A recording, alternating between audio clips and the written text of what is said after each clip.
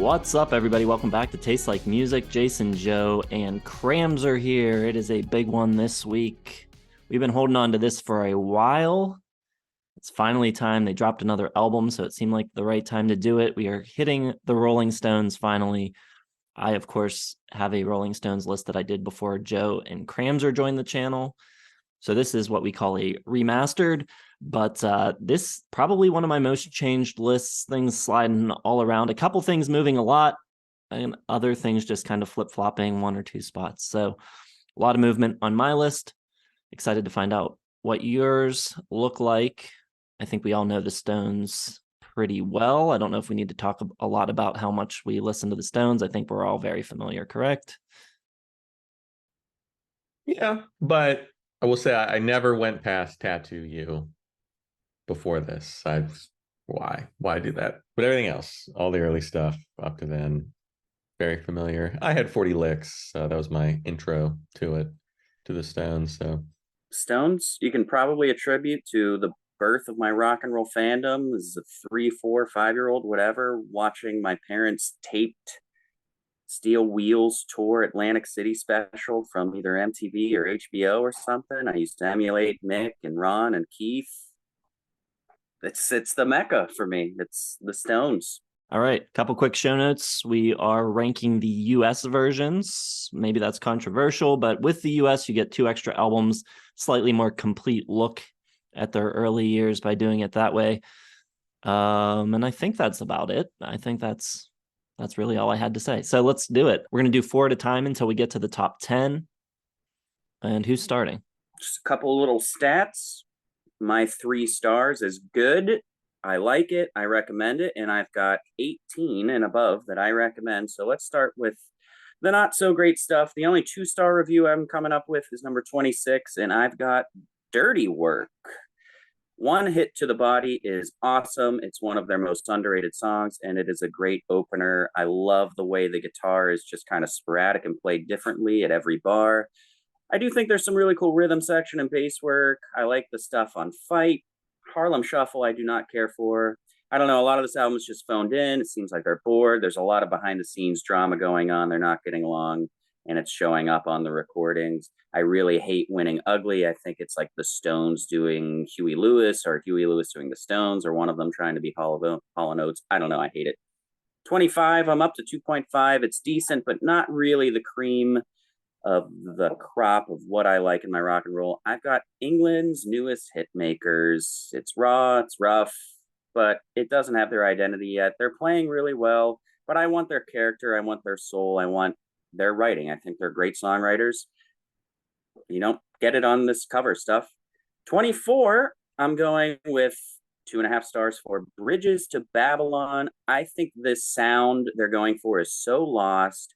They're trying to be new, but keep their identity, but not really know exactly what they're going for. It's kind of plastic, and it has that weird 90s glamour to it. I think a lot of legacy acts in the late 90s really don't know how to fit in, and I think this album is clearly evident of that.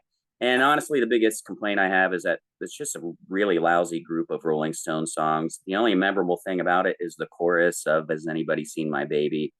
And then number 23, I've got Blue and Lonesome, all blues covers from 2016. It's not bad, but it's not what you want. We go through this every legacy act. Why in your old age are you going back to these old standards that don't reinvent anything? They're played well enough. Honestly, it's a little stiff at times. I like Commit a Crime, but like a lot of the songs, like All of Your Love, are slogs. And there's way too much harmonica on this album. It's like the main instrument. It's way too much. Don't hate it. Don't need it. 2.5 stars. all right. Okay, similar to mine, but a little different. My bottom 26, 2.5 stars. So we're already at 2.5 stars. That's pretty good for 26 album discography. I got Undercover. I think it stinks. Sounds really cheesy. Doesn't even have a song like One Hit to the Body to bring it up a 0.5 star.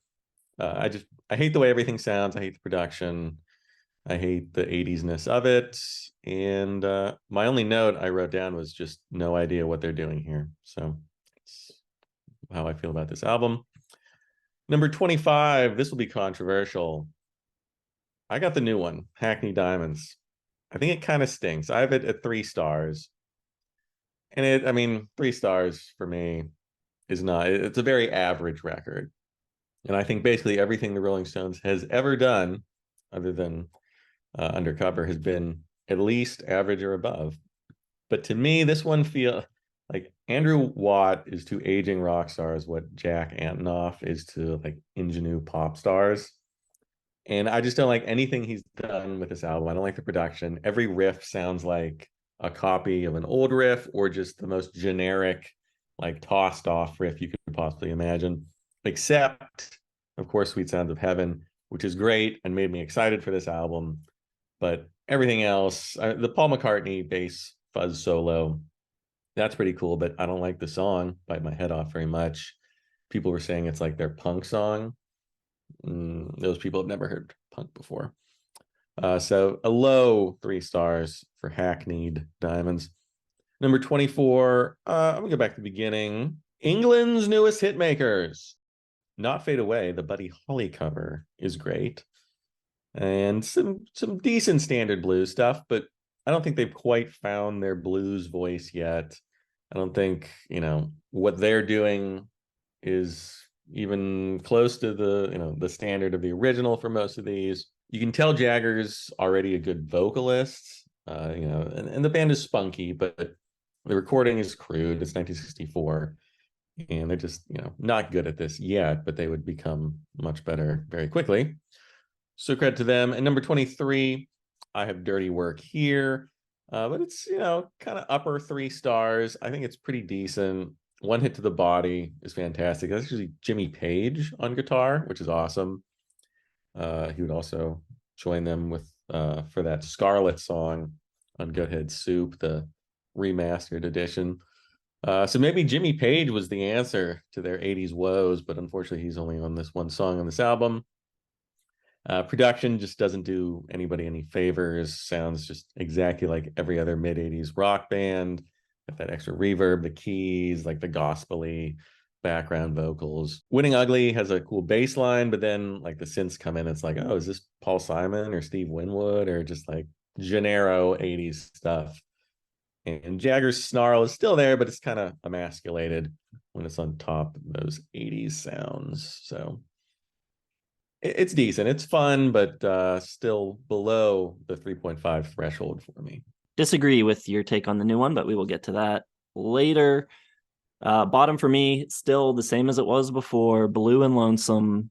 In my mind, this is the least interesting thing they could have possibly done at this point. I don't think they were ever really great at being a blues band. They were a great bluesy rock band, but when they do the straight blues, I don't think they're good at it. Never were, still aren't, even less so now. The record is so sterile sounding. Even the guitar playing comes across as flat and bland. I don't hear any soul, any feeling in anything here. It feels like someone is forcing them to do this. I have no idea why they decided to do this record. Thank God, I'm so happy they didn't decide to end with this record, because this would have been the worst note to go out on. It is 2 stars for me. Number 25 for me is Dirty Work. So we all have that in our bottom 4. Dear God, the snare sound on this record is so bad. Steve Lillywhite producing. It is one of the worst sounding 80s records that I can imagine. It's like the most 80s thing, but like even more. In spite of that, One Hit to the Body just comes out of the gate swinging. Awesome song. Jimmy Page guesting, just fantastic. And after that, nothing. Just absolutely nothing. I think on Undercover, the songs were strong enough to overcome, to some degree, the questionable production. But on here, the songs are worse and the production's worse. Back to Zero, I think, is an embarrassing song, really bad, one of the worst songs they have in their catalog. There's just absolutely no mojo happening on this record at all. If you can find it for $1 or $2, pick it up for One Hit to the Body. That's worth it, but it's basically could have been a single. There is nothing else here worth listening to. Number 24, up from 2 stars to 2.5. I have England's newest hitmakers. They recorded this in 5 days. It focuses mainly on like R&B, blues, and early rock and roll covers. Mick has a lot of charisma on this record, but I don't think the band have a ton of personality or really an identifiable sound yet. I think it's overly reverential to the past. It comes across a little old-fashioned, actually, for a record in 64, after the first couple Beatles records and, the British invasion starting to get going. I don't think this really lives up to much of, what had happened the year prior. There's only one original on it, so the song Tell Me, which is pretty easily my favorite song on the record. I don't know. I don't think anything here is really that essential, though. I think the only reason to really listen to this is to kind of get a sense of how the band eventually developed. It's kind of like interesting historically, but musically, not so great. Number 23 for me, I've got Steel Wheels. This was billed as a triumphant return for them after the lousy Dirty Work and a 3-year hiatus. Steel Wheels, without a doubt, a step up from Dirty Work, but also I think pretty far from a full return to form. In my first video that I made, I called this the most generically Stonesy album, and I stand by that. On this record, they seem overly aware of the sound that people want them to get back to. So it's a lot of like Stones-esque riffs, but without really any inspiration in them. It's just like you walk up to someone and say, play something that sounds like Keith Richards, and they do this, the kind of open G hammer-on chord, and that's like all that's happening on all of this record. There's just no heart or soul in the songwriting, I don't think. The production's not that great. It still sounds very 89. Mixed Emotions, I think, is a decent pop single version of what they do. Terrifying, probably my favorite track, which has a cool groovy bass line, charismatic vocals. And some of the ballads are okay on this, but all the rock stuff is so generic and just not that well produced. So I've got that at 3 stars. Very nice, Jason. Complaining that Steel Wheels by the Rolling Stones sounds like the Rolling Stones, and it sounds like the year it came out in. Very nice. Number 22, I've got 12 by 5, 2.5 stars. Similar review to the debut. Slightly better because the guitars are having a lot more fun, I think. They sound really great on the opener and on Susie Q. Yeah, the band sounds like they want to be more rambunctious, but something behind the scenes isn't allowing them to be. Like Jason said, they're still a little bit too old-fashioned than what's really inside them. You get a weird version of Time Is On My Side. There's just really not much here. Kind of similarly, in number 21 at 2.5 stars, I've got December's Children. Admittedly, by them, not an album, just a collection of songs that they've been doing. But still some pretty fun stuff. Really hot opener with She Said Yeah. Get Off My Cloud is fantastic. I also like I'm Free a good bit, but I much prefer the Soup Dragons version from the early 90s, which is awesome. It's got good 60s charm. I dig it, but it really feels incomplete and thrown together. Number 20, an album that's dropped for me a good bit. I used to like pretty substantially. I've got A Bigger Bang. 2.5 stars. Lots of no-nonsense rock songs, which they got lauded for. Straight ahead jams. Rough Justice is solid. Let Me Slow Down is really nice. I don't care for Streets of Love. I think it's pretty lousy, quite drab. There's some enjoyable moments of that Meat and Potatoes rock record, Rooted in Blues, Turned Up, riffs, harmonica. Jagger does sound good on here. I think he's one of the most consistent singers of all time. But its biggest downfall is it doesn't really have any all-time great Stones tracks, which even the poorer records do usually have one like really good fucking song on it. Rough Justice, maybe the best one on here, isn't like something you need to hear by the Stones. And number 19, interested to see where everyone's got this one. I've got Between the Buttons. I'm still at 2.5 stars. Picking up where Aftermath left off, but not nearly the same quality or consistency for me. I love Let's Spend the Night Together. I think the piano bringing that all together is really nice. Lots of poppier Circumstance, especially having so much backing vocals on it. I love Ruby Tuesday, which is a recording masterpiece for them. But as a whole, I think it's a pretty uneven record. She Smiled Sweetly and Calm, Cool, and Collected do nothing for me. All Sold Out is badass. Great hard rock guitar. But yeah, I think there's only a few good songs on here. I really do. You just dug yourself a deep, deep grave with that one. I love to see it. All right. My number 22, I got Blue and Lonesome. It's a blues cover album, but it could be worse. It could be a Christmas album. 3 stars. Number 21, I got A Bigger Bang. That's all I got to say about it. A Bigger Bang.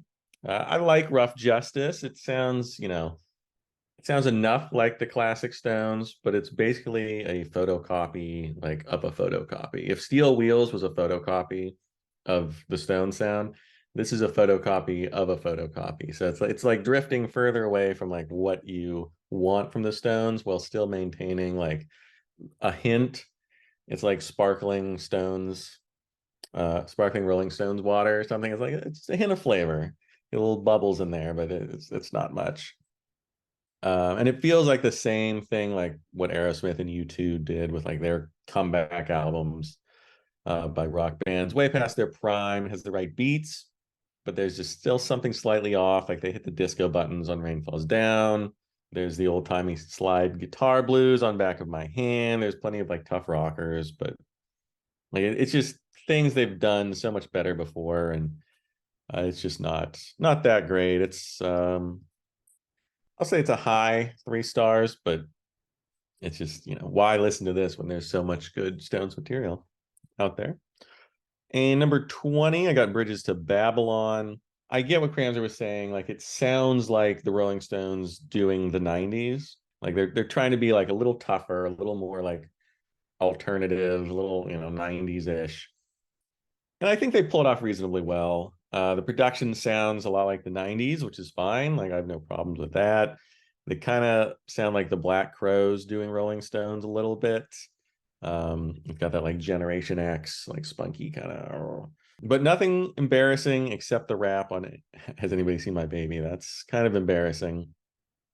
But, actually, I think the song itself has like a Britpop aping sound to it, which is interesting.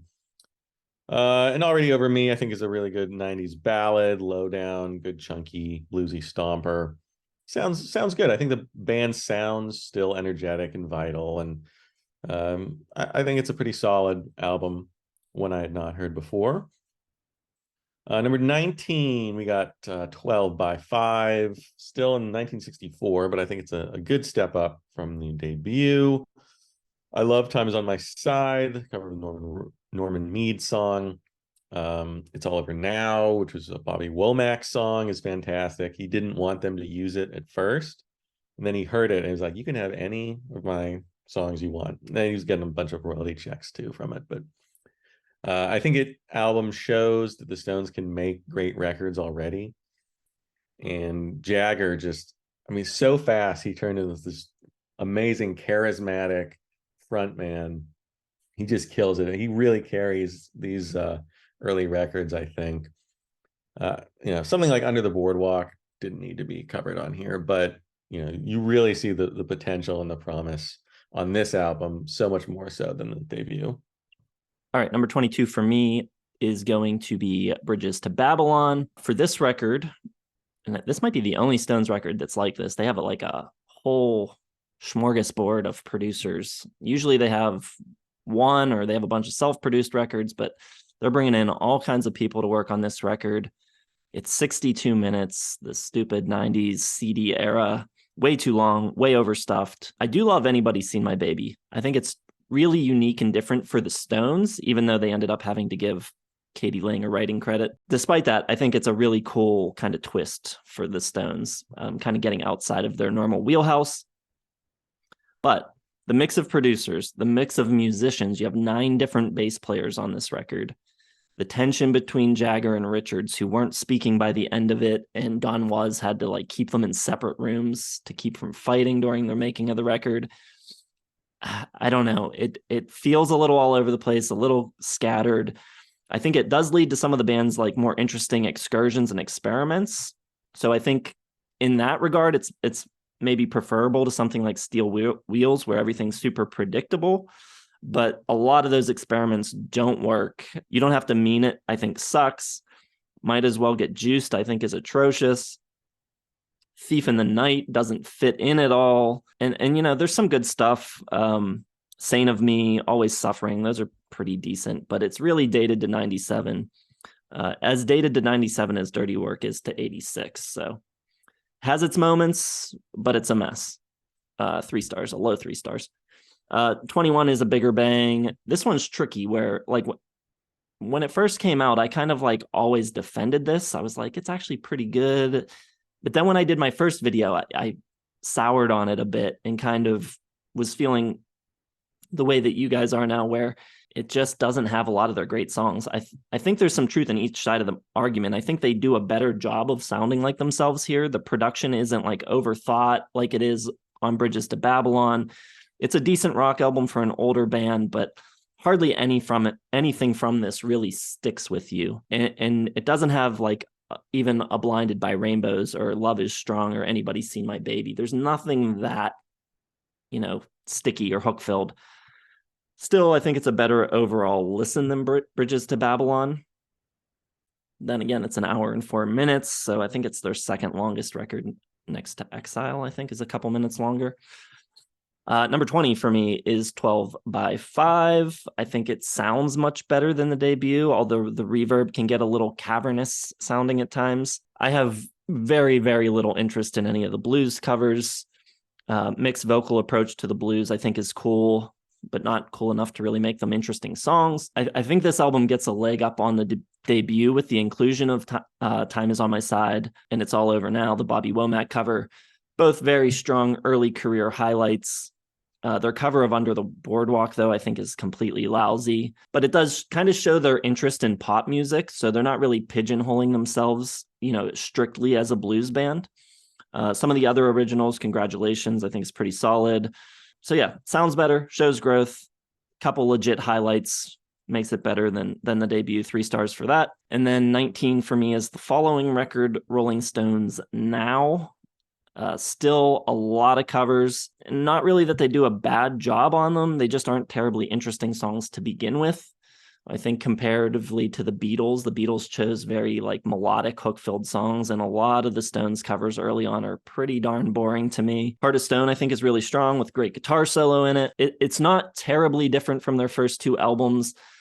I will say there's like kind of an added grit here that's a little noticeable, a little dirtier, lending to a somewhat more authentic feel, kind of an added rock and roll edge to this one. I think it's like the beginning of the evolution of their sound. The guitar playing and tones are a little more impressive. It's a small step forward, despite lacking the few highs of 12 by 5. So 3 stars on that as well. Okay. Thought you would have Bridges of Babylon higher. I remember you liking it a lot, or at least giving the impression you liked it a good bit. All right, my number 18 is 3 stars. So we're at Crams or Recommends, which means I like it, which means it's good, or whatever my catchphrase is. I don't know. I got Voodoo Lounge. This one came out in 94, but it is not, as Joe said, trying to sound like the 90s. Kind of one of their albums. I feel like 4 or 5 times critics have been like, oh, yes, they're back to basics. This is awesome. Like, or back to just, R&B rock kind of stuff. And this one's good. I really dig the harmonica. I think Mick is on fire here. I love his like shadowy slyness on the singing of Love Strong. He's so good at just kind of emulating different vibes and everything. He's doesn't get enough appreciation for being kind of a chameleon. I mean, he's not Bowie, but he's freaking awesome. I do think, it doesn't have anything that's too original. Everything kind of sounds like a weaker version of something else that they've done. Every riff, every groove is like, oh yeah, I kind of like this. Oh, that's because it reminds me of this old song they did. Then the interesting stuff really happens in the middle, or after the first 3 kind of basic rock songs. I like Worst and Good Bit. The fiddle is lovely. New Faces is great. Reminds me of Aftermath stuff. Moon is Up is really cool. Not a lot of piano leading Stones tracks, but Out of Tears is solid. I think Sweethearts Together is very charming. Yeah, the album kind of drags at the end a little bit, but overall a good listen. All right, my number 17, I've got Rolling Stones Now, 3 stars. You get 4 original here, which helps the band get into their own skin much more. That signature slippery sound is coming to life more. Everybody Needs Somebody to Love is really good. Down Home Girl is good. You Can't Catch Me is up there for me too. Heart of Stone, really good. To me, the highlights are actually Off the Hook and Little Red Rooster. The Little Red Rooster live version with Clapton appearing on Flashpoint is absolutely fantastic. Number 16, I've got Out of Our Heads, 3 stars. I think this album is a considerable leap for an already impressive Mick Jagger. Not that the rest of the group is lacking. In fact, the fluttering kind of guitars on Have Mercy are amazing, and kind of a nice, fiercer sound of the guitars in general. This is the album known for giving you Satisfaction, which is one of the most overrated songs of all time, in my opinion. I have never been down with it. I could see 5 Rolling Stone shows in a row, and if they never played it, I would be totally happy. I think The Last Time is the superior song, and I love that sliding riff. So much cooler. Play with Fire, I also think is better. Yeah, it's a good album. I don't really like doing a relative era grading curve, and rock and roll just isn't quite in the artistic zone I want it to be. So it's still just 3 stars, but I think it's a monumental album kind of for rock in general. And then number 15, I've got Undercover. Love, love, love, love, love the opening title track. She Was Hot is a cool bluesy romp with Jump in the Step. I think it's a weird album, and I kind of like their weird stuff like this. Tie You Up is really cool and fun. And I just think there's a lot of flavor on this album. Kind of everything that they've done funnels down. Not their best version of anything, but you get some rock, you get some pop, you get some disco, you get dance, you get grooves, you get riffs, and it's kind of really unconventional and just like a big circus. I really like Keith, who I'm not always crazy about, singing on I Want to Hold You. I think the sporadic influences are really a big help in this compared to the next one, which is so lifeless. I do think the second half kind of suffers, is not nearly as good. I literally will take all 5 songs on side 1 over side 2, but I like it more than most people do, and I think it's weird and quirky, and I dig it. All right. Seems like we've all got our sort of eras that we prefer and don't prefer. We're jumping into my, I don't want to say least preferred era, but the way the Stones fall off for me after Goathead Soup is extreme. I've got It's Only Rock and Roll at 18, 3.5 stars. Jimmy Miller's gone, so the production just isn't even close. That first song, I forget what it is. It sounds awful. Like it sounds like a different band. It sounds like it's their first album. Like it's so thin, it's garbage. If You Can't Rock Me, it just really sets the whole album off on a terrible note there. Ain't Too Proud to Beg, so you got a cover right off the bat, and then you get It's Only Rock and Roll But I Like It, which is their most overrated and least interesting song in the whole catalog. Their worst hit. That should be a song that you play like on the new album. Like, okay, it's only rock and roll, but I like it. Like, that's sort of the Hackney cliched sort of like, it's too early in 1974 for that kind of thing. I mean, it's not a bad album. It's 3.5 stars, but to come off Goat's Head Soup and Exile and go to this just 2 years later, it's just like, ooh. Till Last Goodbye, good, ballad. I like the synth on Time Waits for No One. If You Really Want to Be My Friends, good. Short and Curly's is fine. Fingerprint File is kind of weird. It's like, is this disco? All in all, a bit of a disappointment. Number 17, I got Emotional Rescue, which I think is maybe their least like consequential set of tunes here, coming after Some Girls, which was a high point in their post-Glory Days catalog. And it's decent, but I don't remember a damn thing about it other than She's So Cold, which is fun. And you get like hints of new wave, and there's some disco still and some reggae and some blues, but I don't know, it just felt a little uninteresting, just kind of them not knowing what to do next. Number 16, I got Steel Wheels. Definitely the safest album, I think, of their career up to this point.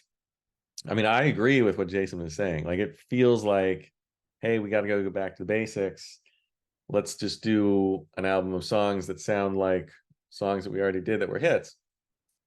And in this case, I think it works. Jason hates 80s production, especially 89. So that probably kills it in his eyes. But I love the way it starts. Sad, sad, sad. Barn burner. Big, full of horns. It's got it's got the 80s backing vocals and the hand claps and the peppy bass line. But I think Jagger still sounds great. Richards.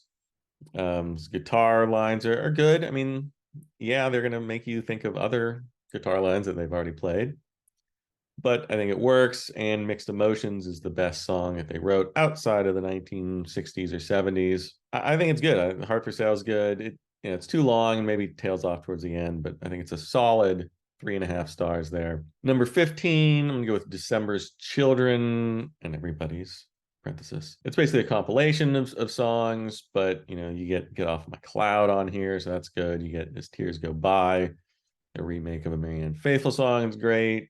She Said Yeah is good, but it doesn't really feel like an album, and it just kind of feels like a compilation of singles and B-sides, and that's exactly what it was. But it's still the Stones in the 60s, so it's still a good 3.5 stars. All right. My number 18, my next four are all from different eras, starting with Out of Our Heads. Pretty much similar to all the early album reviews I've given so far, still a large majority of covers. The mixing on this is kind of weird. I think several tracks here have like really boomy bass. It's kind of overwhelming. Cover-wise, I'd say they're choosing better songs here. That's How Strong My Love Is, phenomenal song. But at the same time, the original versions of those songs are harder and harder to match. So yeah, you kind of a lose-lose there for them. Some significant originals here, especially Satisfaction, which, like Cram, not one of my favorites. Stones are weird. They've got a ton of hits. Half of them I love, and half of them I could never hear again and not be bothered by. The clear standout for me on this record is Play with Fire, which probably my favorite track to this point in their career out of the first four records. All in all, though, this record, kind of a mixed bag, 3 stars. Stepping up to a low 3.5, I've got Undercover at 17. A lot of tensions on this record. Mick wanted to follow the trends of the time. Keith wanted to return to blues rock. I think this is one instance where the tensions kind of work. Every time I listen to this, I think this isn't as bad as I remember it. Maybe because of the cover art, maybe because it's 83. I always expect this to be like a huge 80s cheese fest. But there are some good tunes here, some good rock, and really good playing throughout, I think. Unfortunately, it is delivered with like an 80s sheen to it. Which is kind of a shame because there's some really cool stuff happening, really good guitar work. The bass on Tie You Up, I think, is great, which is played by Ronnie. Too Much Blood, I think, is pretty funky, has some cool horns on it. And it's funny, like, I think this is the record where it feels like every single drum beat is the stereotypical Charlie Watts 1, 2, 3, and then snare. Just like really, really becomes his thing on this record. Mostly, I think the songs and performances here are cool. The production hurts it a little bit, but not as much as it does on Dirty Work. Feel on Babies, Faux Reggae is the only really big swing and a miss for me on this record, but most of the rest of it I enjoy to some degree. 3.5 stars there. At number 16, I've got Voodoo Lounge, which is them trying to return to a rootsier sound, bringing Don Was at the helm, but it's 1994. So what rootsier means at that time is that this ends up sounding like a Sheryl Crow album. And there's not necessarily anything wrong with that. I think it's better than their last couple of records, especially production wise. The album's biggest flaw is its length. CD era in full force in 92, 15 songs, 62 minutes, basically a double album, but far from needing to be. This is not an Exile situation where more is more. I think there's way too much material on Voodoo Lounge. They're still in this mode where all the rock songs feel pretty samey and like they're going through the motions, like on Steel Wheels. But there's a lot of like ballads and kind of country acoustic type of stuff on this record that I think is really, really good.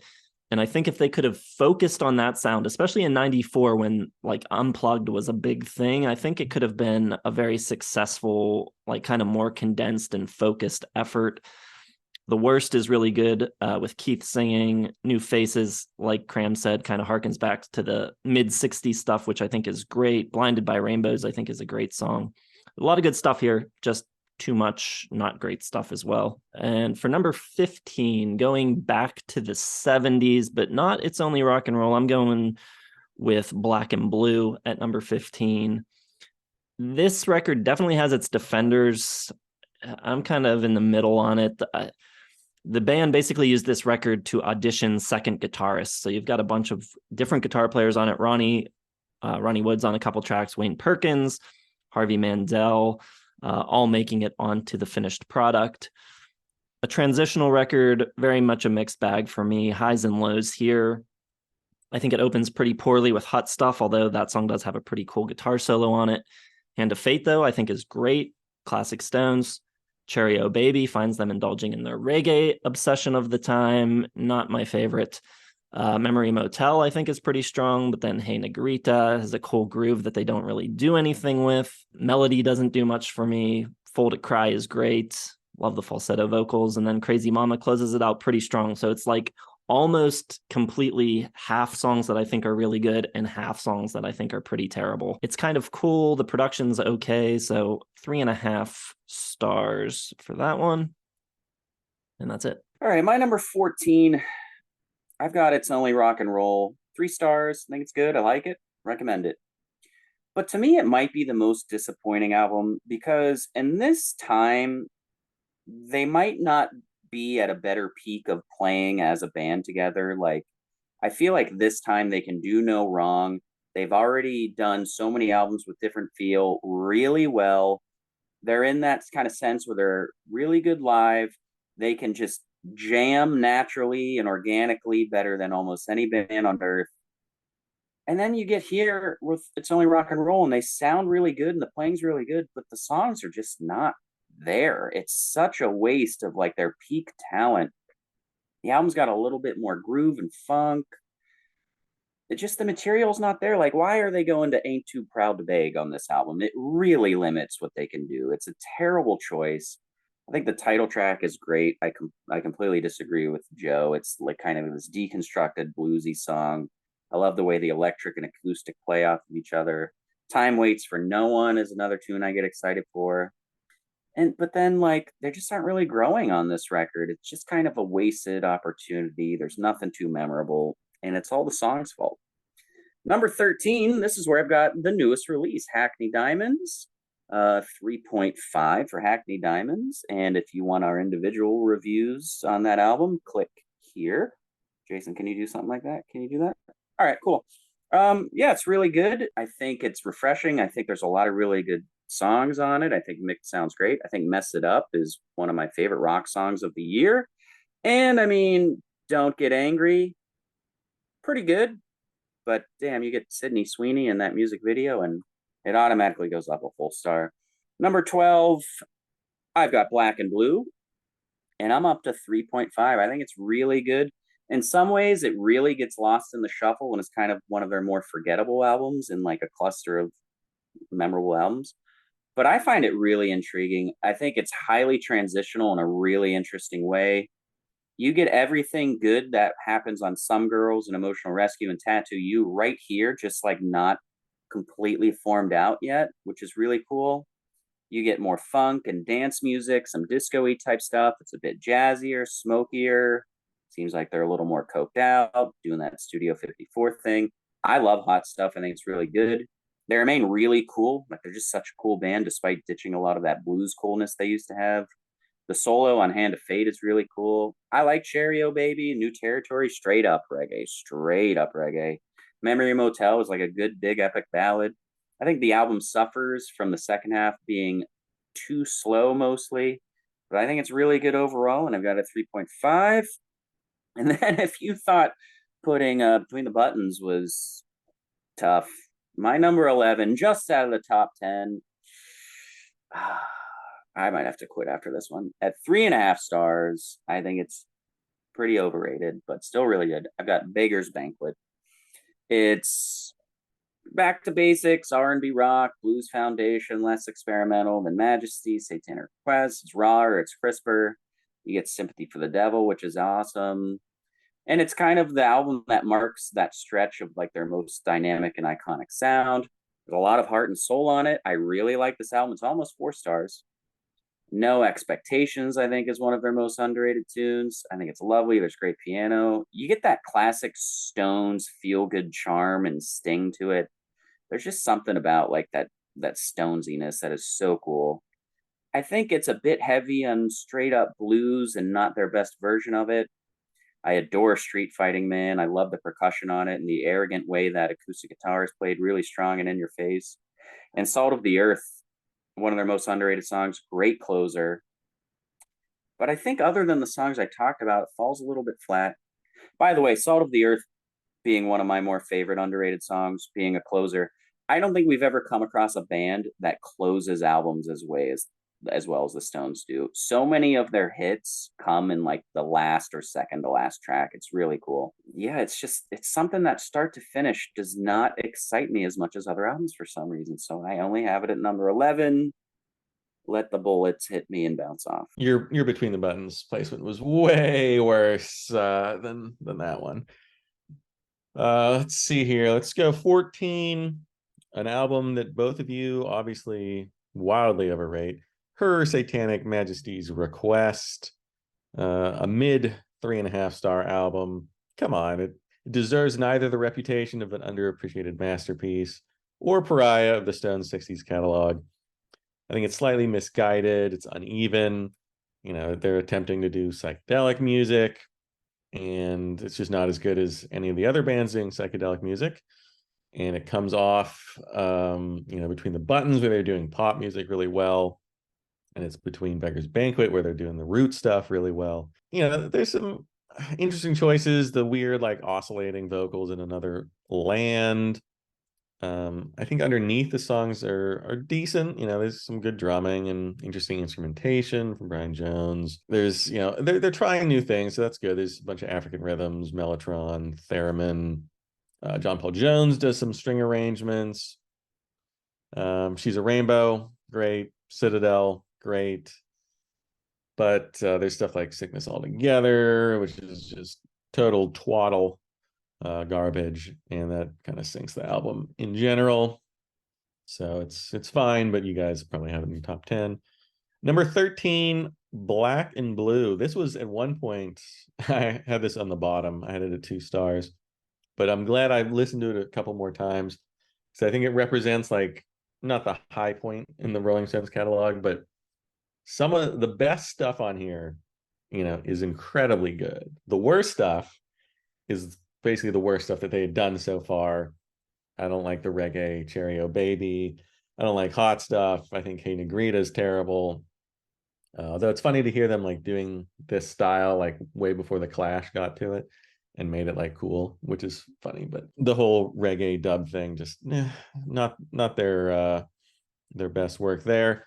But God, Memory Motel is an unbelievable song. I mean, I don't know if it's gonna be in my top 10, but it's darn close.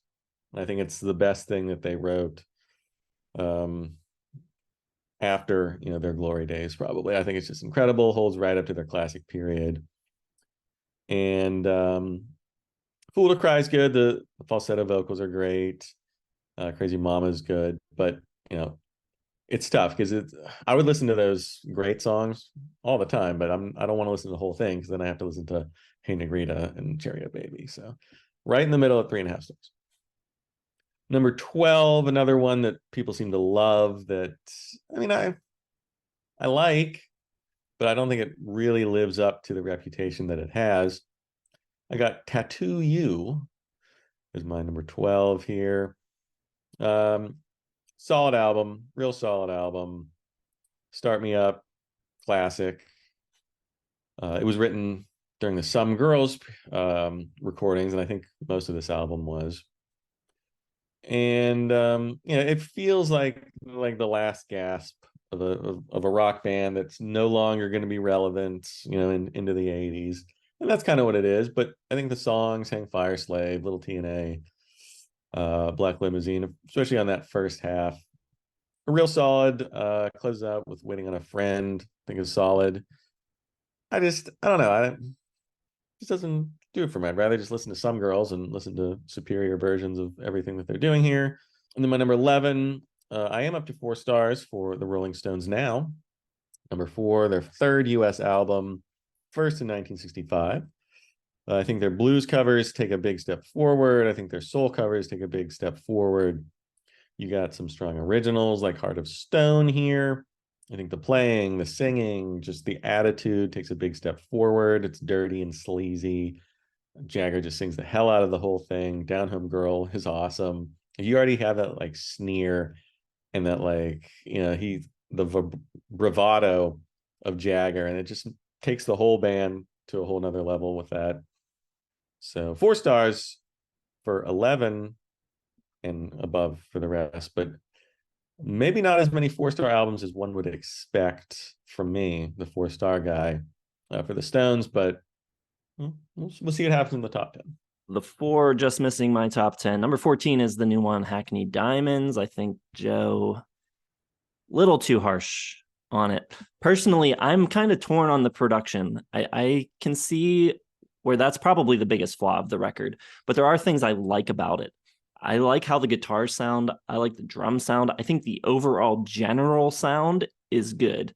It's a little too polished, and occasionally the effects on Jagger's voice, whether it's him being tuned or, compressed or EQ'd weird, that can occasionally be distracting. Most of the time I don't notice it, but there are like moments that kind of like grab you and you're like, oh, that was weird. But other than that, I think the songwriting is really good. I think it's their best songwriting, most concise, consistent set of songs, catchiest in a long, long time. The drumming on Bite My Head Off, interestingly, sounds a lot like Charlie Watts, even though that's not one of the tracks he plays on. Mess It Up does have Charlie on drums, pretty cool song. Kind of a Some Girls era sounding disco rocker. Live by the Sword, the one that has Bill Wyman on it as well, I think is one of the weakest tracks on the album. But yeah, overall, mostly sounds pretty good. The moments of like more modern sounding production pull me out of it some. But their biggest problem for years has been the quality of the songwriting and having memorable songs. And I think they've actually overcome that here. And I think there's a bunch of really good songs on this record. So 3.5, a solid 3.5 stars. Number 13, going all the way back to December's Children and Everybody's. I think of all the US releases, this one is probably the most cobbled together, pulling material from a bunch of different sources. But I think pretty easily the strongest of the early period. Some of their best covers to date, the Sonny Bono, Roddy Jackson pen, She Said Yeah, I think is an awesome opener, really cool song. Get Off My Cloud and As Tears Go By, I think are all-time classics as well. I'm Free, also great. The 6 original songs here really feel like the beginning of the Stones sound. It's the first record that feels like they're kind of forging their own identity beyond that of a blues and R&B cover band. Still a few things holding this record back. The 2 live tracks and the Muddy Waters track kind of disrupt the flow and vibe, but otherwise a very solid collection. 3.5 stars. At number 12, at 3.5 stars, I have It's Only Rock and Roll, which is the final album with Mick Taylor. The first in quite a while without Jimmy Miller producing. It was originally intended to be half covers and then the other half a live album. And that idea was scrapped, and then they saved the Ain't Too Proud to Beg cover from that idea and put it on the record. I agree, not a great cover, not the best idea. Ron Wood sort of enters the band's orbit around this time. He plays 12-string on the title track. I do think this album is a step down from what came before. It's hard to pinpoint exactly what it is, though. I think the record has some pretty good songs. I like the title track, Time Waits for No One, has some great lead work. I think that's a good song. If You Really Want to Be My Friend, I like. Till the Next Goodbye is good.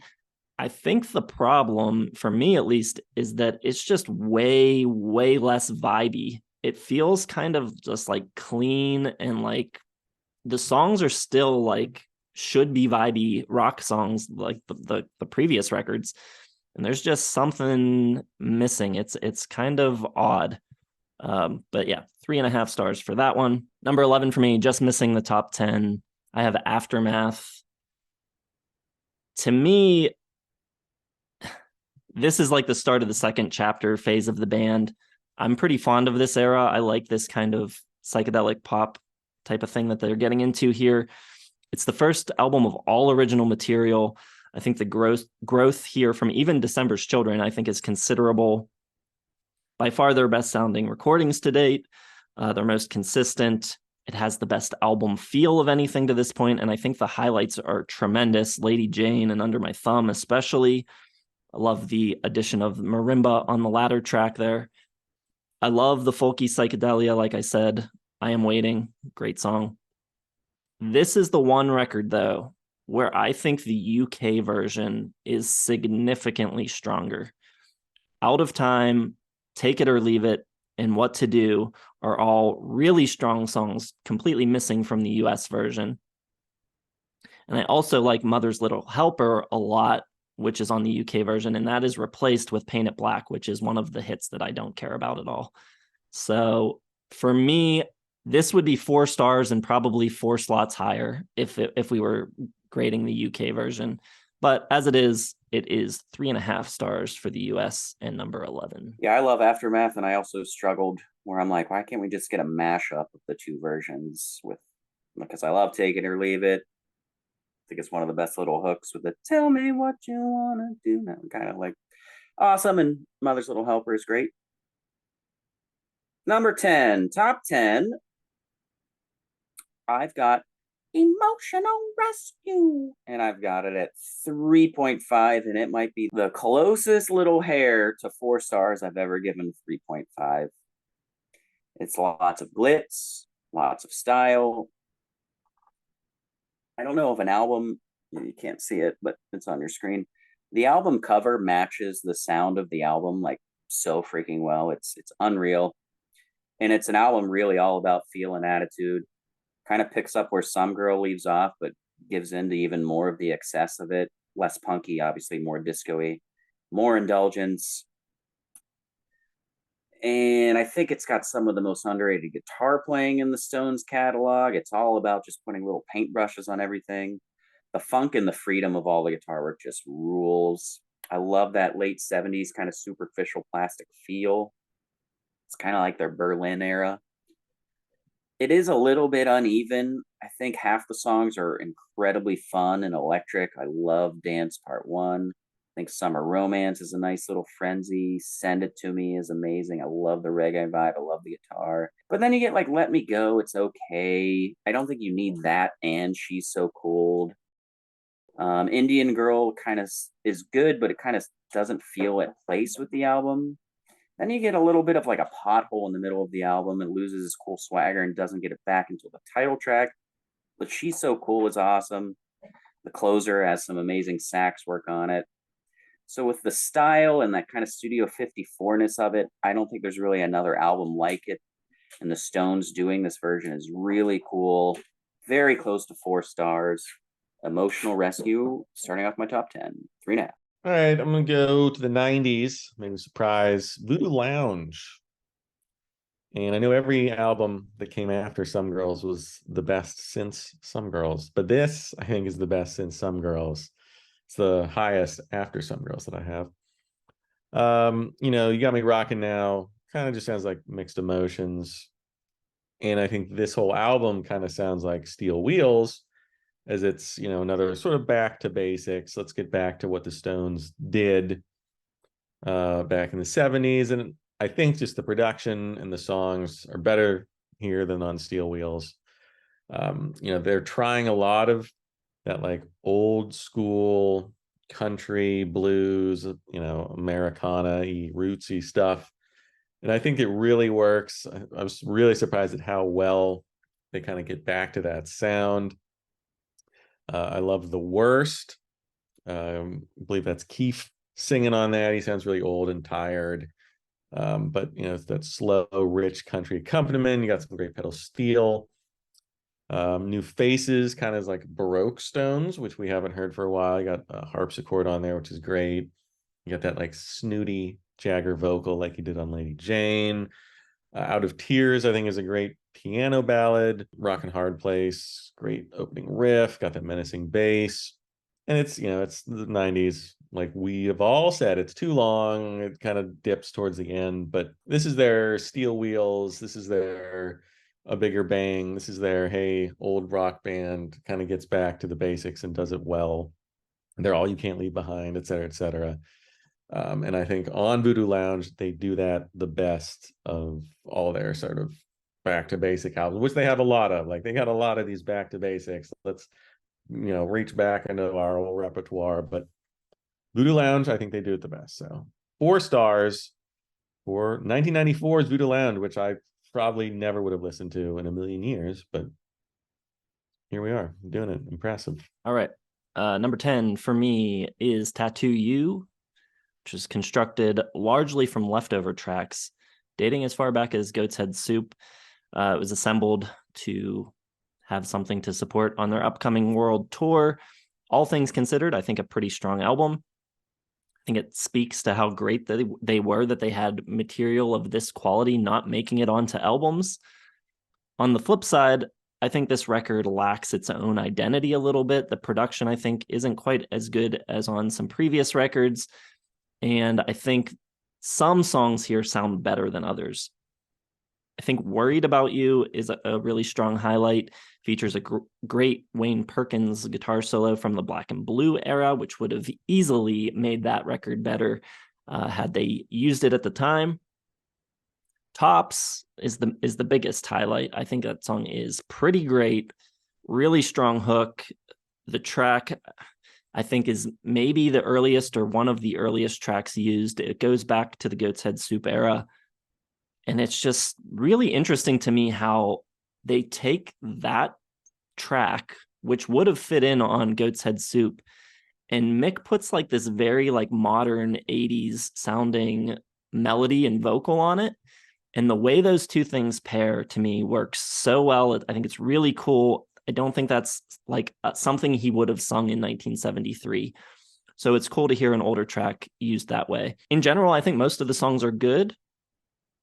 It's the Stones that they got a lot of good records. So number 10, Tattoo You, 4 stars. Well said about Tops. I remember the first time I heard it was in the movie Adventureland. And I had already heard Tattoo You many times before when I was younger, and I didn't remember catching it. But when I saw it in Adventureland, I was like, what album is this on? Is this like a weird B-side or lost single from like 71 or 72 or something? It sounds like, it could be the B-side of Tumbling Dice or something like that. Very cool. My number 9, this is where I got Steel Wheels. Everyone knew it was coming. It was going to make my top 10, and I've got it at 4 stars. I love it. I think it's kind of their big stadium 80s, very Stonesy, adult alternative album. After they kind of went with their goofier stuff with Undercover and Dirty Work, I think this was the album that needed to be made. And quite simply, playing's great, sounds great, the songs are good. Joe's right, Sad, Sad, Sad is a hell of an opener. Mixed Emotions is a terrific song. Terrifying is an amazing guitar part, like kind of jazzy and cool. It has lyrics I used to hate where he's like, I'm horny as a toad and I'm goofy as a frog or whatever it is. But it kind of works because they're starting to just kind of embrace their age a little bit. I love Rockin' a Hard Place. And I think the hidden gem here is Almost Hear You Sigh, which is this big, wide open ballad with really good playing. If you listen to that song, the playing just in the spare parts of the rhythm is so good. I love how big it sounds. I love the sound of 1989. It's one of my favorite sounding years ever. I love how it's mixed. I love the big snares, the reverb everywhere. And I kind of grew up with this album, and, so there is that partial bias to it. But I just love all of these songs a lot. I think Joe's right where it doesn't end great. You get Break the Spell and Slipping Away, which are the 2 worst songs on it. But yeah, Hold On to Your Hat and Hearts for Sale really good. So a bunch of really good songs with really good playing. I think Ron Wood plays really well off Keith. I think this is one of their best albums post Tattoo You that they play with each other really well, and I just love it. Okay, I guess I'm surprised to see that high, but makes sense. Some weird sun stuff going on here. The sun, I hate it. All right, my number 9, I'm gonna go back to the early days. I think well, I don't know if anyone has anything from 65 left. I think you guys have already done this one. Out of Our Heads, the first time that they really show that, they're much better than just the covers. Like this this marks the beginning of the Imperial Mick Jagger, Keith Richards era, where they turn into phenomenal songwriters. I think you guys don't like I Can't Get No Satisfaction. I think it's just one of the most brilliant, best songs ever written. The lyrics are way beyond what you'd expect from a band like this. And I don't know if we've talked about how good of songwriters they were, but I mean, I don't know who is Jagger writing the lyrics. Are they kind of, or they both? Yeah, I never quite could figure out who's writing all the lyrics. I'm assuming Jagger is most of the lyrics.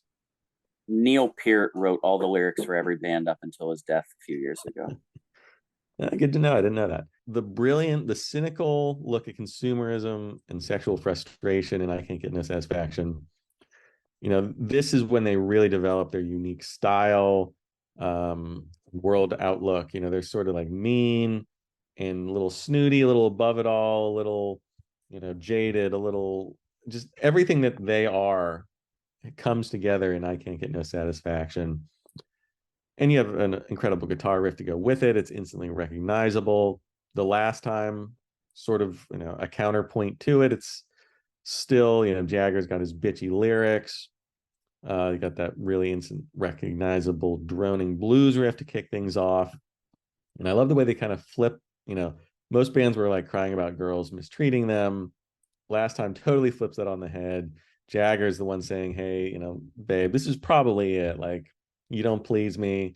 I'm just gonna, you know, hit the road. Like the coolness factor of that, way beyond what everyone else was doing.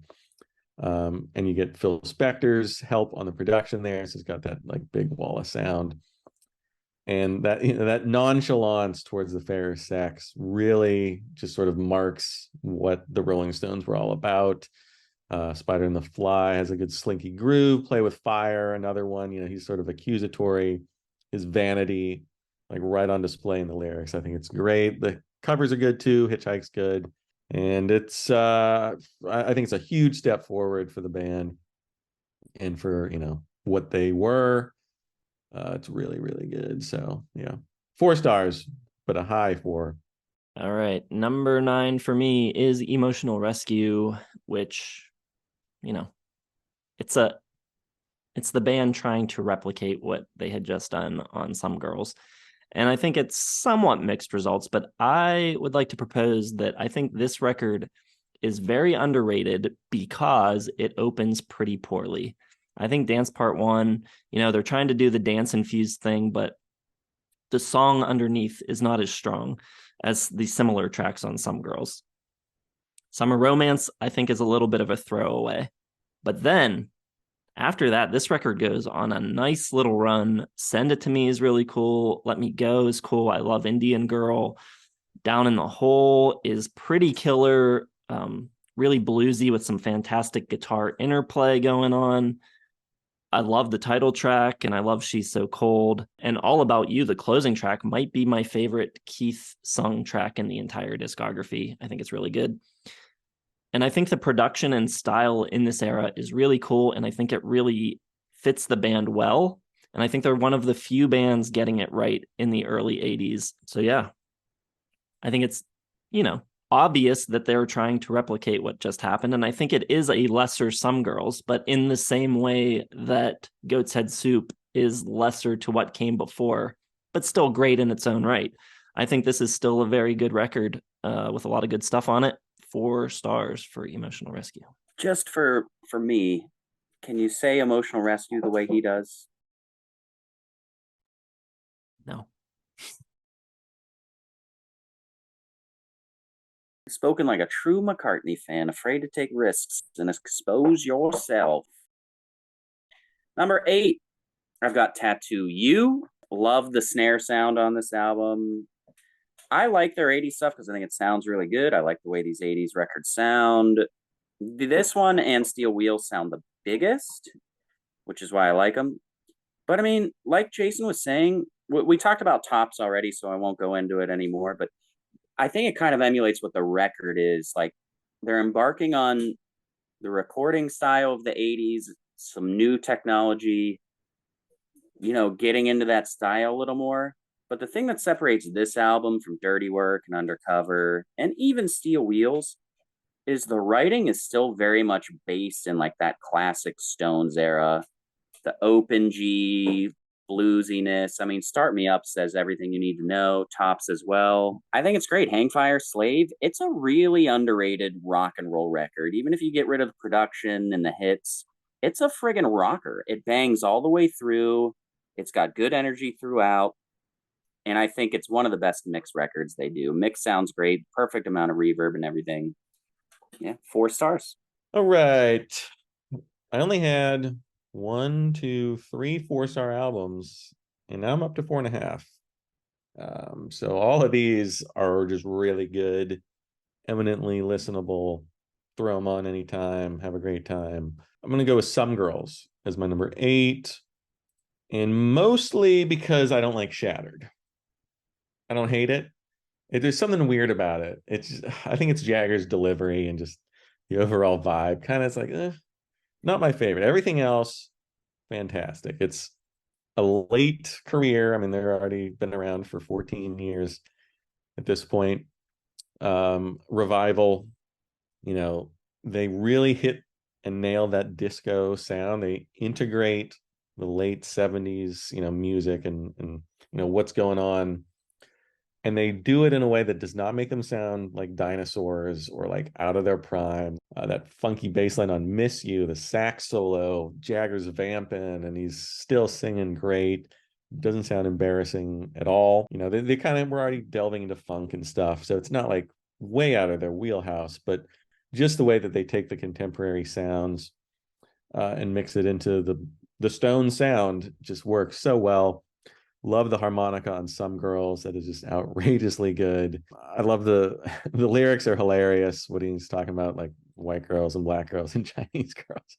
Really, really, it's like a prequel to Jay-Z's Girls, Girls, Girls. They're still doing, the country stuff, Faraway Eyes, great country rocker. You got the lovely Pedal Steel from Ronnie Wood. Kind of influenced in a roundabout way by Graham Parsons, slightly tongue-in-cheek take on country music. They sound great. The band sounds vital, and like they're having a ton of fun. And it's just a killer album. Shattered, the one I like it more than I used to. It used to be like an instant turn off the channel kind of thing, but I think it works better with the album. Still not my favorite, so that's really the only slight blemish on an otherwise amazing late career comeback for the Stones. I'm appalled. I love Shattered so much. I think it is one of the best Stone songs. You have the weirdest taste for your favorite Stone songs. It's so bizarre to me. We'll get to that tomorrow. Number 8, I've got a record. This was the biggest drop of any record from my original list. I think maybe too high on it last time rather than too low on it this time. But we'll see. I got Beggar's Banquet, number 8. It was my number 3, I think. Probably the first Stones album where they don't feel like they're chasing other bands or trying to play catch up. They're not like a second-rate psych band at this point. Even though they had a ton of great songs in that era, this feels like the beginning of the Stones proper. Brian Jones becoming increasingly consumed by his drug habit and Jimmy Miller entering as producer. I think it's a far more focused record than anything they had done prior. And it's kind of interesting how heavily this record leans on acoustic guitars. You kind of think of this era as like the bluesy electric rock era. But I think the fact that they use acoustic so much lends a really unique sound to the record. And I typically really like the acoustic country side of the band. I think most of the stuff they do in that realm is really strong. But as much as I like the sound and the direction generally, I'm not sure how many songs here I really, really connect with on like a major level. Like not a lot of my favorite Stones songs come from this record. Salt of the Earth and No Expectations, probably my favorites, but even those aren't making a run at my top 10 or anything like that. Very strong, very cool, but like song for song, I don't think it quite adds up to, some of the other ones I have ahead of it. Couldn't justify putting it any higher. 4 stars, Beggar's Banquet. All right, my number 7, I've got Some Girls, 4 stars. I think it's great. I love their influences on this.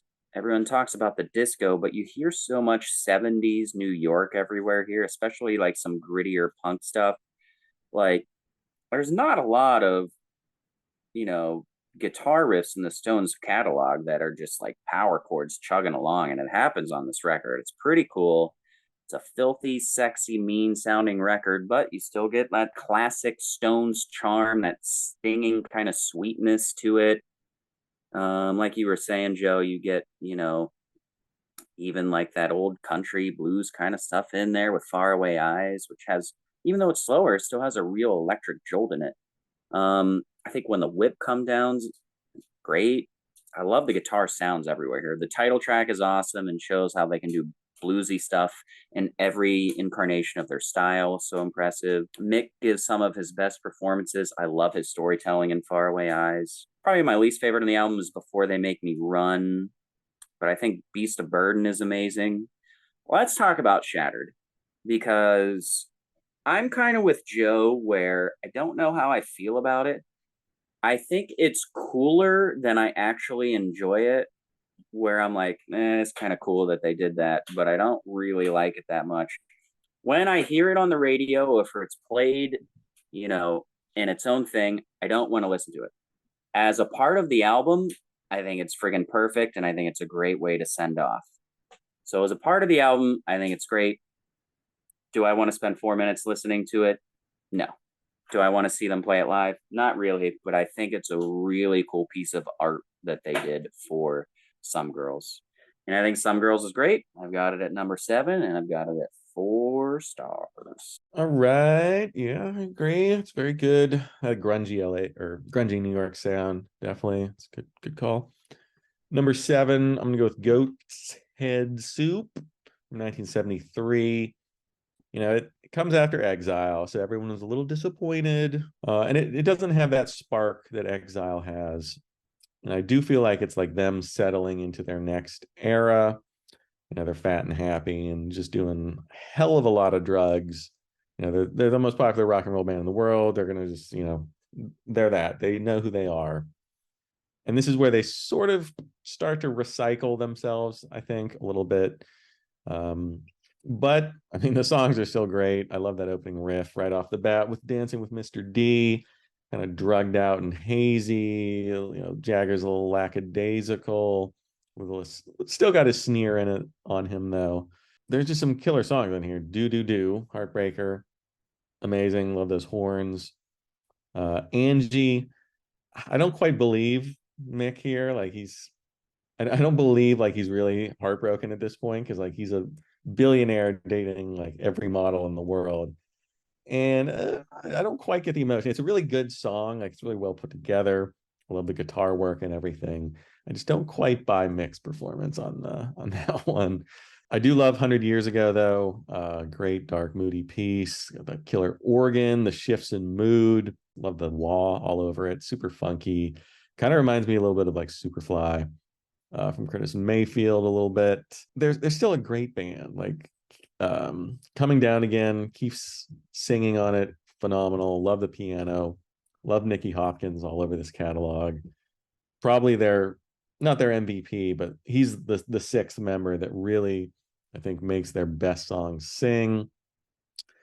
And there's a couple autopilot songs like Silver Train, Hide Your Love, etc. But Winter's great. Love the strings. It has some faults and some sort of like, okay, this is the Stones just doing the Stones. But when they're at the top of their game, just incredible songs. So 4.5 stars for Goat's Head Soup.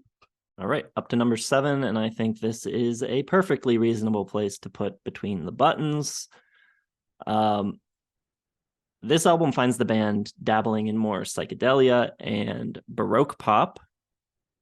A lot more variety and instrumentation here. Brian Jones playing less guitar and experimenting with marimba and kazoo and trumpet and vibraphone and dulcimer, among other things. This record for me lands where it does, very largely based upon that sound, that Baroque pop sound.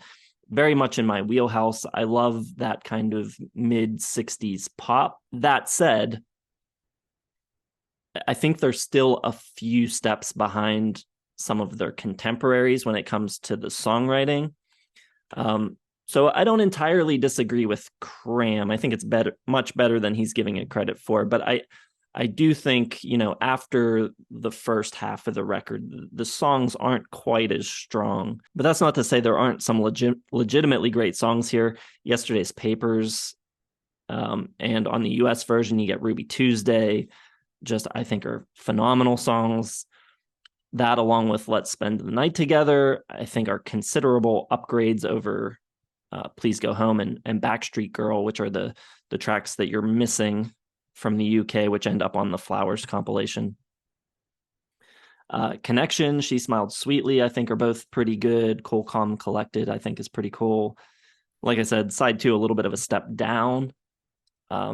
Notable, though, I think, is Miss Amanda Jane, which has a sick guitar tone on it, which I think is kind of the beginning of that real Stones guitar sound that would really take hold in a few years. But yeah, overall, really cool, kind of like a time capsule almost. Some really good songs, and just I like the style and the sound of it a lot. So 4 stars. All right, number 6, I got Goat's Head Soup, 4 stars. Lots of more contemporary R&B and soul and jaunt. And the keys are much more prevalent here, and marimbas and everything. Everyone's playing around more, which is serving their creativity. It's a pretty groovy album for when it comes out. 100 Years Ago is really cool. It's very suave, very 70s, has a real John Paul Jones kind of feel to it, no doubt. There's a warm vibrance to everything. Coming Down Again, I think, is one of their best and most beautiful tunes of this time. In a way, like, obviously, it's Keith and Mick Taylor and Brian Jones and everything. But I also feel like they don't get enough appreciation as songwriters. Obviously, they do, but they also kind of don't, because they have so many hidden gems and so few bad songs. And I think this album is a great example of that. All the songs are really freaking good. My favorite thing about this album is Do Do Do, Heartbreaker, and Angie are my least favorite songs on it. I just don't really like Heartbreaker that much. I don't think it sounds like the Stones that much. And I am 1,000,000,000% with Joe. I don't buy the performance of Angie. I think they're so good at these really soft touched, beautiful, romantic tunes. But Angie feels like they know how to do it, and now it's just kind of like their AI project to do it. And it's still a really well-written song. But if they had done this song the exact same way 7, 8 years before, like if it was on Aftermath, it would sound completely different and your heart would melt when you hear it. I don't really buy it here. I'm with Joe. So the deeper cuts really do it for me. I think Silver Train comes in rocking just when the album needs it. I think this might be one of their best sequenced albums. I think they don't sequence albums that great. They usually have a hot starter and then a slow blues number in the 2-hole on a lot of their albums, which is always kind of weird to me.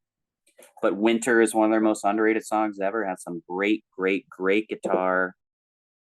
I think everything about the non-hits on here are really underappreciated, and I think this stands out as an example of how good they are at writing tunes, because they are a little bit out of gas after Exile.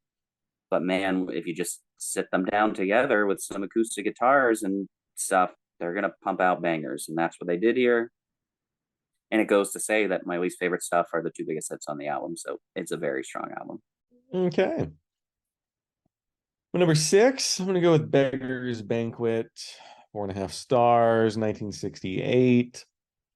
And kicking an album off with Sympathy for the Devil, which, again, you hear it so much that maybe it loses its like poignancy and power. It's just one of the greatest songs ever written. I mean, again, these lyrics and their attitude, I think it's just ahead of everyone else. I think lyrically, at this point, they're better than, the Beatles and pretty much all of their contemporaries. It's just, you don't hear a song like Sympathy for the Devil where Mick's like, he's literally the devil singing to you. And he's sort of like curlish and sort of, dancing around the point. But, the menace and just everything about this song, even though it's peppy and sort of upbeat, it just has like this undercurrent of like darkness to it. And I just think it's unbelievable, just blows, what everyone else was doing out of the water, I think, at this point. And then, the only reason probably this album isn't higher is it just like switches into a completely different album after that, with No Expectations and Dear Doctor, Parachute Woman. It's really rootsy and bluesy, a little country, a little Bob Dylan in there. And I like all the tunes in the middle, but it just doesn't quite live up to Sympathy for the Devil for me. And I think they do those same like country, blues, roots rockers better on the next two albums, Let It Bleed and Sticky Fingers. Street Fighting Man on side 2 is great. Love the bass work. Jigsaw Puzzle's really cool. Got a little honky tonk piano. Jagger's vocals are amazing. And I think, Jagger really just carries the band at this point with the lyrics. The singing is just unbelievable. I really fell in love with Jagger as a singer, more so than ever. Really think he's just one of the greatest of all time now.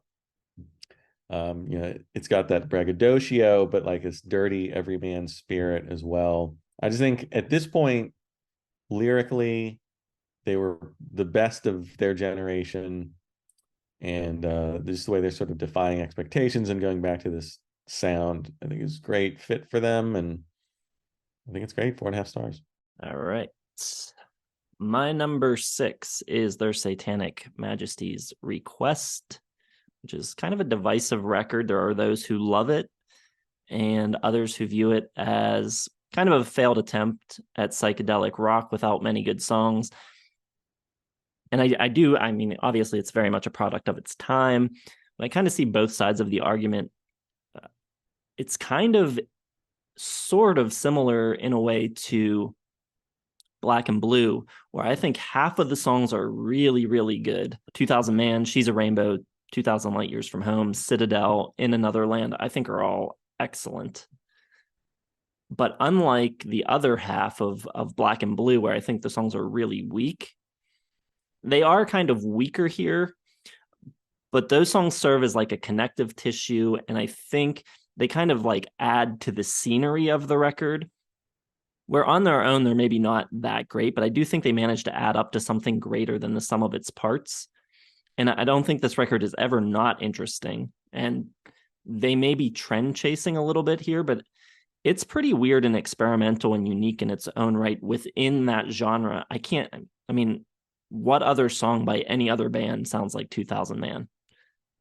Nothing. So I think it's a pretty cool record. Very strong 4 stars for me. I would have never guessed that Jason likes this album more than Joe. I've got it at number 5. Where do you have it, Gino? God damn you. You should leave that in. The dog gets views. So my number 5 is Their Satanic Majesty's Request. 4.5 stars. What Joe was saying about that underlying, like, kind of creeping up on you, like seductive darkness, is all over this album. You get the experimental aspect, the LSD psychedelic kind ofness, the new instruments with mellotron, Afro beats, just that eerie, seductive devilishness of it all. It's very enchanting. The whole album feels like a spell being put over you. I love Sing This All Together. I love Citadel. I think the songs don't get enough appreciation. They're really good songs that serve what kind of outfit they're suiting. I love how they utilize their influences and desire to change, but when they are at the best, they don't completely change. They stay true to themselves, but dress up differently. And I think this album is a great example of that. The vocal effects are tremendous. You still get great acoustic guitar work, like on 2000 Man. She's a Rainbow is miraculous recording with just tremendous arrangements. I think the sleeper on this album is 2000 Light Years from Home, which is the heart and soul, the anchor of the brand of this album, and kind of a creepy song. Like, it really does not, it sounds, like you're reading from, like, the Satanic Bible or something. And I'm going to go off. I made a little note here. Maybe this will be a side video. But to me, this is an illustrative difference, this album coming out when it did, of why I like the Rolling Stones more than the Beatles. Because, like what Jason said, 2000 Man can't be done by anyone else. And the Beatles, they just don't have this album in them. The music, their music doesn't take over their body. You know, the Beatles are always aware of themselves, and their music is in their head and their heart, and they're amazing at that. And they impress you and they charm you. But the Stones have music that come from somewhere else entirely, and you get completely lost in it, and they just sedate you and seduce you. Like, you know, a song like 2000 Light Years from Home, you know, John can't make that, George can't make that, Ringo can't make it, Paul certainly can't. He's just too damn nerdy. The Stones have a primal naturalism to them, and the Beatles are just like music savants. There's a big difference, and I'll take the Stones every day of the week, baby. And I think this is an album that tells you why. 4.5 stars for They Satanic Majesty, but the real story is that Jason likes it more than Joe, which I would not think. I thought this album would be in Jason's like 17 to 15 range. Yeah, surprising. Both of you have it way too high. Number 5 for me, I'm gonna go with Aftermath, which just rules so hard. This is where like menace in music was invented, I think. You kick it off with Paint It Black, which is just dark and, you know, just has a, you know, I don't know what it is about it, but maybe what Cramser was just saying about that from somewhere else, the Stones are pulling these songs. Like it's not, it's like out of their souls or whatever. It just feels really real and dark and amazing. And then you have Under My Thumb, which, you know, is dark and dirty and like loathsome, even when it's like baroquely pretty. Like it's really misogynistic, maybe. But this is kind of what made the Rolling Stones at this point, is they weren't, you know, goody two shoes compared with, you know, some of the other bands coming out of Britain at the same time. They were, you know, pitch black, back alley rock and blues that could also make these incredible pop songs, but they still had that like, mean streak to everything, that primal, which Cramser just mentioned, and I think that's a good way to describe them, like that primalness to their music. They're bringing in new sounds. You got marimba on Under My Thumb. Lady Jane has some harpsichord on it, which is cool, very baroque, very out of what they normally did, but I think they nail it. I love the drums on High and Dry. Charlie Watts, really cool there. And really, you know, the only thing that keeps this from 5 stars is that 11-minute jam session tacked on at the end. And it sucks because they had so many great songs in 1966 that didn't make any albums.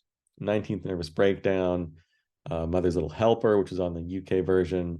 Have You Seen Your Mother, Baby Standing in the Shadow? Like, put any of those on here. Replace that stupid 11-minute jam session, which I don't even remember what it's called because I don't like it, but replace one of those with one of those killer singles, and you probably have an album that lives right up to Revolver and Blonde on Blonde, Pet Sounds, and everything like that. It's just the one fault of this whole thing. And love Jack Nitschke's and Ian Stewart's contributions on piano, harpsichord, probably the secret MVPs of the album. Well, I don't want this whole video to devolve into Beatles versus Stones, but it's weird that you use Satanic Majesty's request to highlight that point, because let's be clear, if that was a Beatles album, it would be the worst Beatles album by a lot.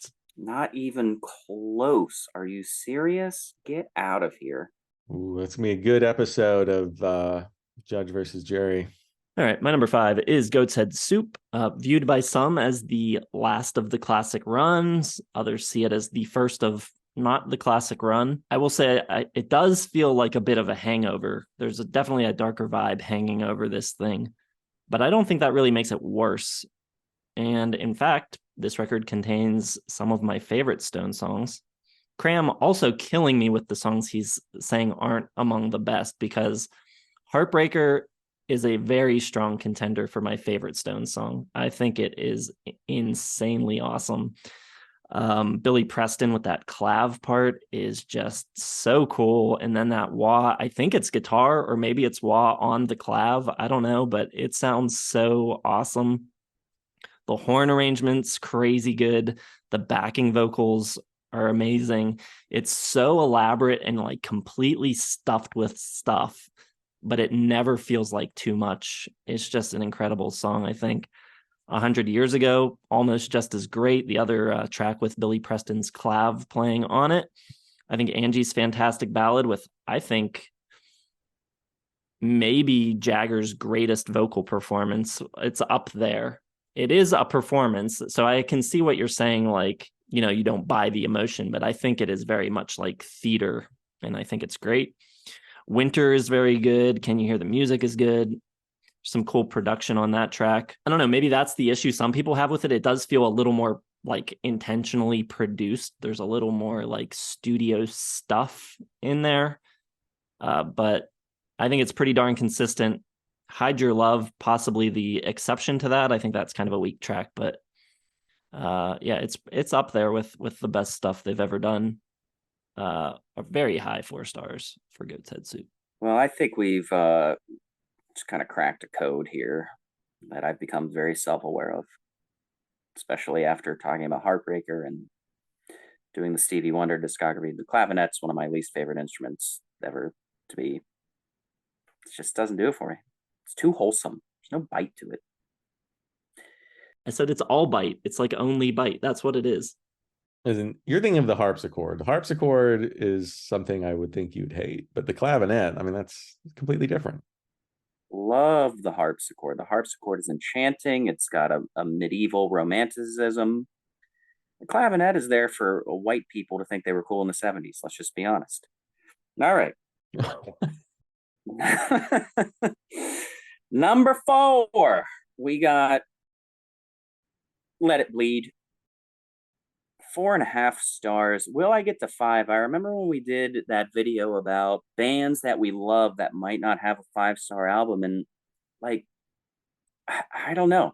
And so much of what we do, as these arbitrary reviews are, like, is a gut instinct, and for some reason I just can't give Let It Bleed 5 stars. But I also can't really find much wrong with it. And I think it's very similar to Beggar's Banquet, but exponentially better in quality, better songs. And I like that there's tunes that draw from country and blues rather than just kind of straight up emulating. I think they twist it better. And there's just so many good songs. You get the horn and the gospel flair. I think the title track is severely underrated. It's got a great vibe. There's just something about the way they twist the blues on here that's really warm and familiar. And it's kind of what Joe was saying about Mick's charm as a singer, is he's got an everyman quality that you look up to. You know, you can't always get what you want at the end, which is just fantastic. It's magical. And yeah, I mean, the track listing is great. Gimme Shelter leading it off is fantastic. Love in Vain and Country Honk, you know, kind of the weird sub honky tonk women version is really cool. I think this is one of my favorite versions of Midnight Rambler. I love Midnight Rambler on here. You got Silver is very underrated. Then, like I was saying before, they close albums so well. You get Monkey Man and You Can't Always Get What You Want back to back. So awesome. The intro to You Can't Always Get What You Want is just so good with that choir coming in. And then you get the French horn. You're just like sailing away into paradise during that. It's so good. Yeah, I mean, this is just the bread and butter of what they do with their version of rock and blues, and being really endearing while also just being like really rock. I mean, you get that first part of You Can't Always Get What You Want, and then the piano and everything kicks in, and all of a sudden you're just like slugging beers and high-fiving and feeling good, and it's awesome. The vibe of the Stones at their peak, that Stones vibe, is just so good, and it's all over this record. Agreed. It is my number 4, Let It Bleed, but I am going to 5 stars. I struggled with a lot of these top albums, whether 4.5 or 5 stars, but the more I listened, kind of the more I got it, the more I got into it. And I totally agree. This is Beggar's Banquet, just better, basically. You got You know, the killer opening tune, Give Me Shelter. You got some more stripped down stuff. You got the Silver with Keith singing is amazing. Monkey Man's a killer, you know, blues rocker, kind of reminds me of what they'll do on Exile. It closes with You Can't Always Get What You Want, which just another kind of lyrical masterpiece. And it's interesting, you know, this album came out at the end of the 60s, you know, peace and love is kind of over. Give Me Shelter, just, you know, here comes the apocalypse. Here comes the unknown 70s. It's going to be dark. It's going to be dirty, messy, bloody. By the time they get through everything, they kind of have a hopeful vibe at the end with You Can't Always Get What You Want, you know, but if you try, sometimes you might get what you need. You know, it's very life affirming. Maybe we'll be okay as the 60s grinds to a close. And I just think it's a perfect 1969 album. And I used to have it a lot lower and I didn't really get it. But I think the more I get into the more stripped down numbers, the country rock and the rootsy stuff, the bluesy stuff, it just grew on me a lot during this listen. I even like Country Honk a lot more. I used to think it was like the black mark on the album. It's like, why couldn't they just include Honky Tonk Women, which rules? But I kind of get Country Honk now. It's got its place and its charms here. And, you know, you got Live With Me, a little naughty, got some nice peppy horns, big rowdy atmosphere. And it's just got that classic Stonesian vibe of they're sort of, you know, they've got a little misogynist streak in them. And they're big party guys. And, you know, it just works for them. The vibe that they put out from Jagger on down, I think just kind of separates them into their own entity as like the torchbearers of rock and roll. You know, they weren't as good at pop as the Beatles, and you know, they weren't punky like the Who, and maybe not as baroque and you know, English leaning as the Kinks, but as far as like rock and roll goes, the Roots, the American, you know, versions of it, I think the Stones were just way ahead of everybody else, and it's a great example of what they could do. So yeah, 5 stars, Let It Bleed, the album that definitely rose the most for me during this listen. All right, unanimously the fourth best Stones album. I also have Let It Bleed. So Brian Jones barely appears on this album. Mick Taylor appears on 2 songs. Most of the guitar work falling on Keith. Country Honk and Live With Me, the 2 songs that Mick Taylor is on. I'm not quite sure what I was thinking last time. I had this down at 8, so Beggar's Banquet in this kind of flipped for me this time.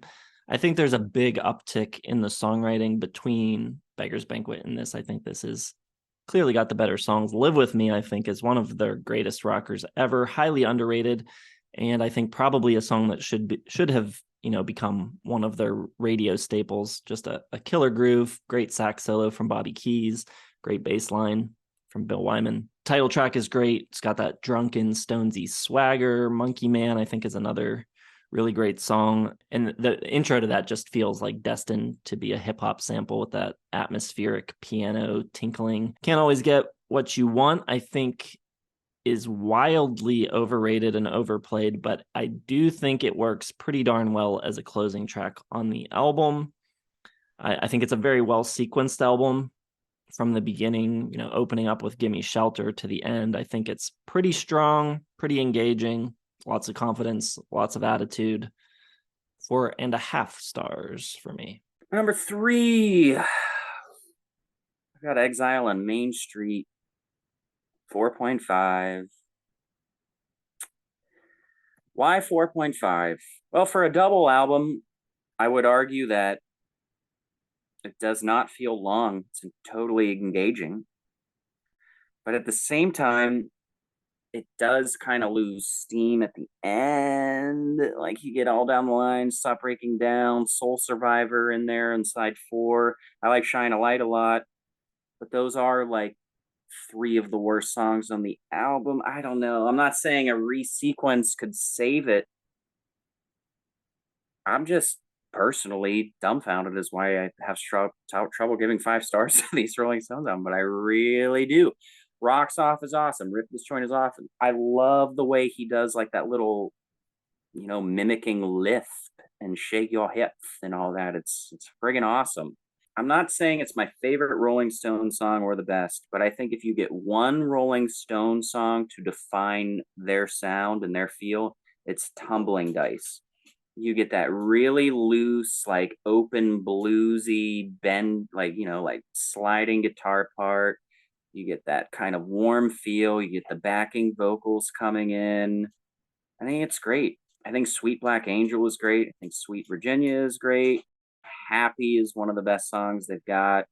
Ventilator Blues is awesome. There's not a lot wrong with this album. It's so freaking good.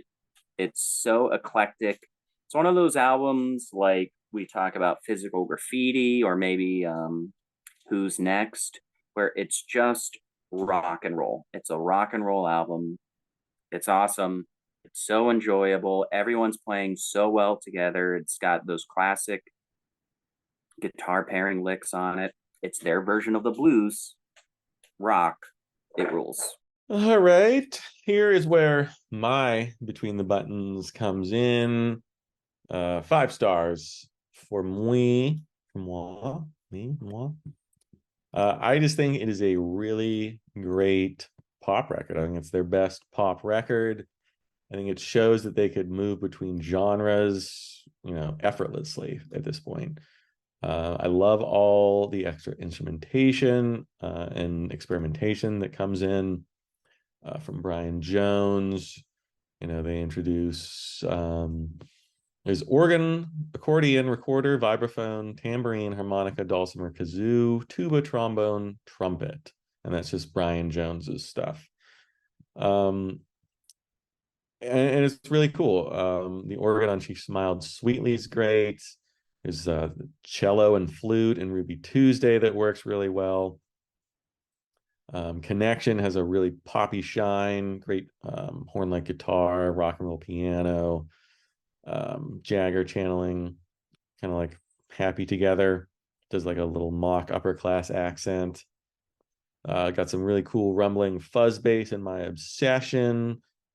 I love Jagger's delivery. It's very nimble and poppy, and he takes off maybe a little of that bluesy, heartiness here, but it just shows, chameleon almost, is just the way he's able to adapt to different styles, sing it convincingly. Love the circus atmosphere of Complicated. It's got that like peppy proto Elvis Costello organ on there. And you still got that little misogynist streak, that little like we're the bad boys of rock and roll on something like Yesterday's Paper, which is pretty pretty mean. That's what the Stones do. They have their sneer, their bad boy facade, but on this album they just bring in all these new hooks and this really pop sensibility. There's no 11-minute jam session or anything like that.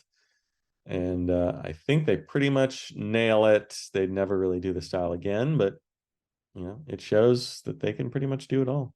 All right. My number 3 was my number 2 last time, I believe. I am going with Exile on Main Street here. There are those who call this the greatest rock and roll album of all time. And obviously it's not my favorite or even one of my favorite, but it's not like I can't see the argument there. I think there is that argument to be made. It's overlong, it's shambolic, it's gloriously full of mistakes. It represents a lot of what rock and roll should be and a lot of what was great about the Stones at their best. And I think it's one of those double albums that for whatever reason is benefited by the bloat. Like, could they have cut this down to a more concise single record that was just hit after hit type of record? Absolutely, they could have done that, but it wouldn't be as good, I don't think. And I think that's what's so appealing about Exile is that it sounds like what it's like being in a band. And something like Rip This Joint, might not be deemed album worthy in a lot of cases, but in the context, it feels like a bunch of guys going down to the basement, blasting through a tune, playing it too fast, kind of to just like shake the rust off. And I think a lot of side 1 feels that way. They're just kind of, jamming through some stuff to get it going. But then Oh yeah, in case you forgot, we are the Stones, and here's Tumbling Dice. And in that way, I think this record is kind of like the full rock and roll experience. You also get like these moments where you get like the big group vocals on something like Sweet Virginia, where everybody's singing and there's like other people in the room. Like, you don't know who these people are, but you've got all these voices. And it's almost akin to like a Beach Boys party where you feel like you're part of the hang listening to this. And I think it's like one of the great fly on the wall type of rock albums. Not to say there's not great songs on it as well. I mean, you get Tumbling Dice and Sweet Virginia. Loving Cup, Happy, Let It Loose, Shine a Light, I think are all killer, top-notch Stone songs. But I think everything else that maybe isn't the greatest song in the world adds to the feeling, adds to the mystique, all that stuff. Again, like Cram, though, it's a 4.5 for me. It missed my top 25 in 72. It's great. I get it. But 4.5 for me personally. Both of you hate rock and roll. That's all I can think of. We loved Hackney Diamonds while you're out praising God knows whatever this year. Shut up. All right. My number 2, I've got Sticky Fingers. 5 stars. Just not a bad song on it.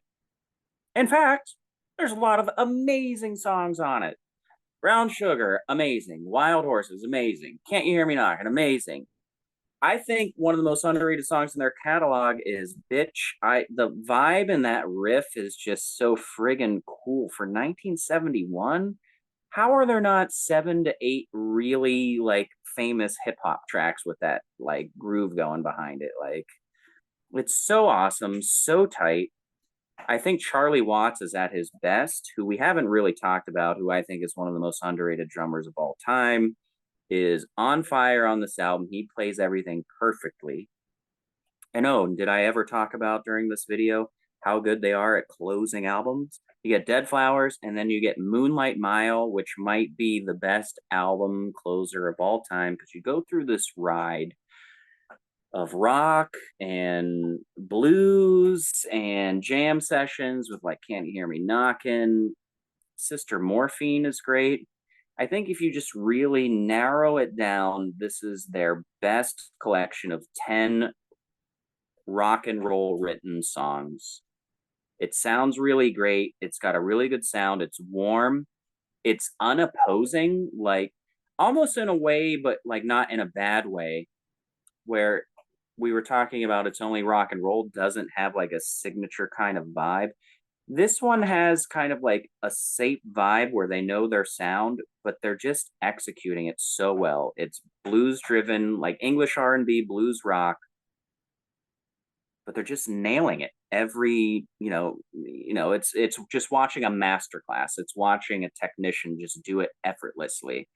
It's like, did you ever see that video of that the Pro-Am thing or whatever, where that guy is trying to make that like 70-yard putt with Jack Nicklaus, and he's like, I can't make this putt, and Jack Nicklaus is like, you want me to show you how to make it? And then he just does it, and it goes in from like 70 yards out, or however 70 feet, how big of a putt it is.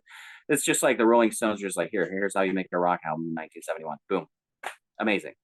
And Mick sounds great. Everyone sounds great. The riffs are out of control. Brown Sugar is just on fire. It's so good. The riffs on Can't You Hear Me Knocking are just fantastic. You get that middle section. Bitch is awesome. Sway's really good. Wild Horses is beautiful. You get a little bit of everything. It's 5 stars. I'm up to 5 stars. Thank God. That would be weird if you had no 5-star albums for the Rolling Stones, who you think are much better than the Beatles. And you had a bunch of, you had some 5 stars for the Beatles, right? Yeah, I know everyone on this channel thinks I hate the Beatles because I'm always just antagonistic against the love. I think the fandom over the Beatles is a little bit of, I think they've earned everything they deserve. They're not one of my personal favorites, so I like to jab at them, especially Paul. But yeah, I have 4 or 5 Beatles albums at 5 stars. That's what I thought. It's just, I love the way you poke the Beatles fans, even though I am a huge Beatles fan, but it's your thing and I like it. My number 2, I'm going to go with Exile on Main Street, 1972. Jason, very well, just said everything about the album. And I don't really have that much to add. Like, I just think at its heart, It's an effortless, just all that is rock and roll. And it's just them doing what they did best. And it sounds like a party. It sounds like just rock and roll. It's, ramshackle and whatever other adjectives you want to describe it. It's not the best double album of all time, but it might be the most like necessarily double album of all time. Like you think of Bloat and everything with double albums and say, oh, okay, well, there's a couple songs off Goodbye Yellow Brick Road that maybe bring down the whole thing. On this, like the little things that maybe aren't perfect just make the whole collection stronger. It might be the best example of the sum of the parts, make something even greater. And I still don't even know like 80% of the names of these songs or how they go, but when you listen to it, it's just so special. And you have the standouts. You have Tumbling Dice, and you have Torn and Frayed, and you have the country and the Drunken Stupor and the blues, and everything just makes it so incredibly good. The way they just distill everything about what the Rolling Stones are and did into one album, and it rules.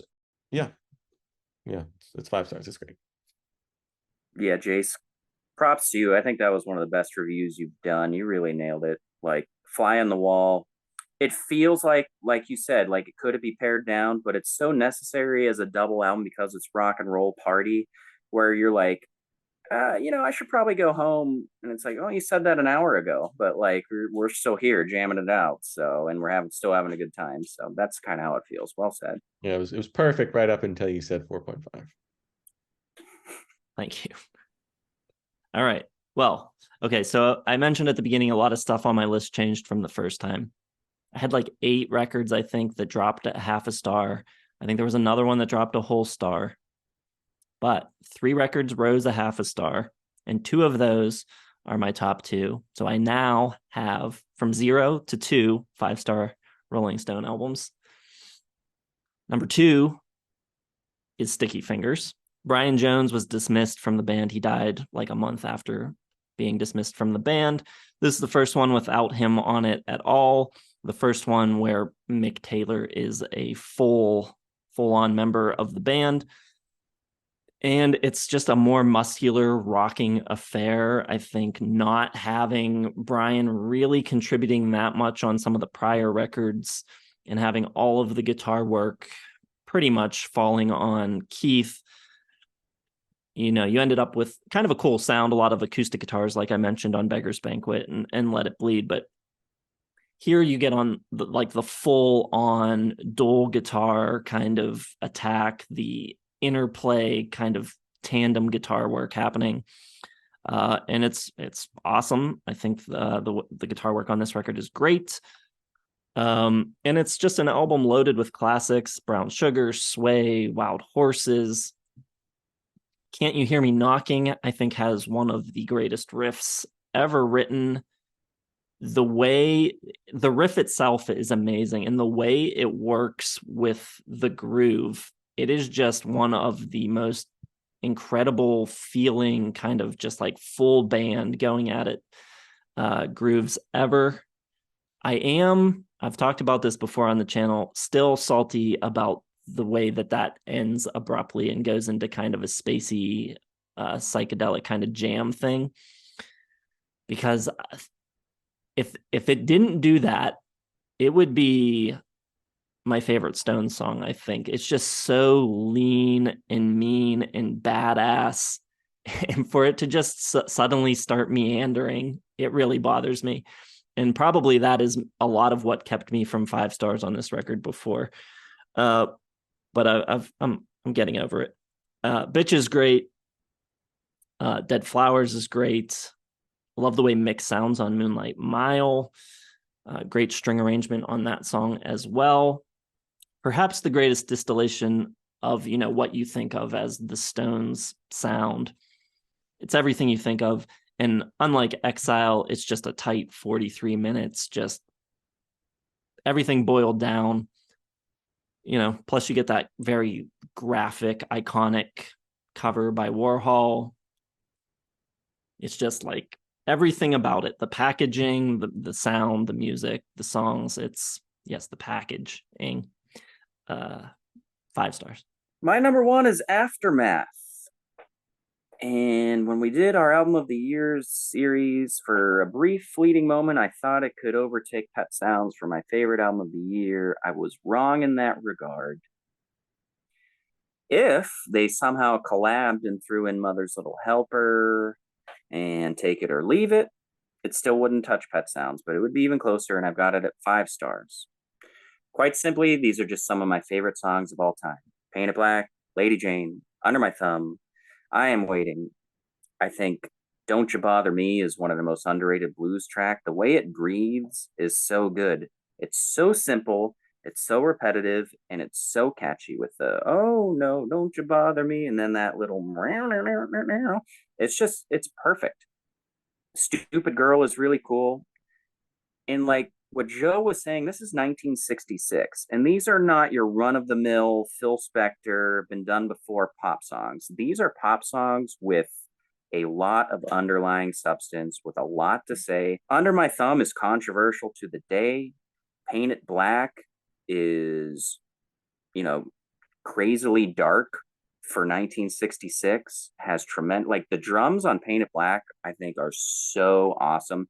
Watts has an ability, like we talked about with the drummer, I'm forgetting his name, from Counting Crows, who has a way to take lyrics and accent them and move the drama in a song. Watts doesn't get nearly enough credit for that. The way he drums on Paint It Black does it perfectly. It's like a tribal satanic beat behind everything. Even in that song they did in like 2012, Doom and Gloom, that little bridge into the chorus, the way he breaks down the time and everything and goes with the cadence and the rhythm of Mick singing, brilliant. He's so good on this album. Lady Jane, with that like regal, like knighthood quality to it, with the harpsichord, which I love. Fantastic. The songwriting on here is just their creative outburst. You knew they had it in them. Everything about it is beautiful, cool, different than everything else that's happening, and I just love it. It's my favorite. Could have gone with either the US or the UK version, to be honest. All right, I think I saw that one coming. I believe you're the only one who had it on the 1966 album of the year list. My number 1, it's the only one left, Sticky Fingers. It was the only Stones album, I think, to make any of the album of the year for me, any top 5. I just think the way Mick Taylor comes into the band, you get, the weave between him and Keith Richards just takes everything to a whole nother level.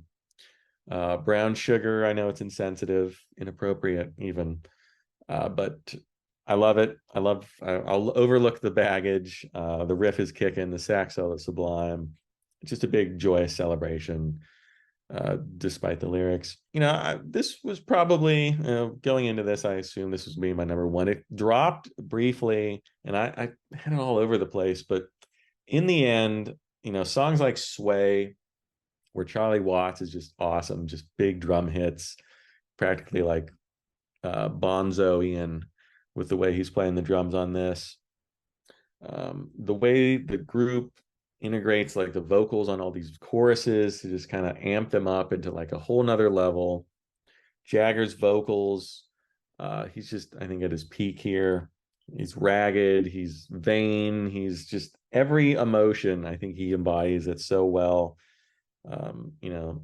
The guitars from Mick and Keith, like they can be both sloppy and incredibly tight at the same time. Like sometimes it just feels like they're tossed off, and others it's just like every single note, just perfection.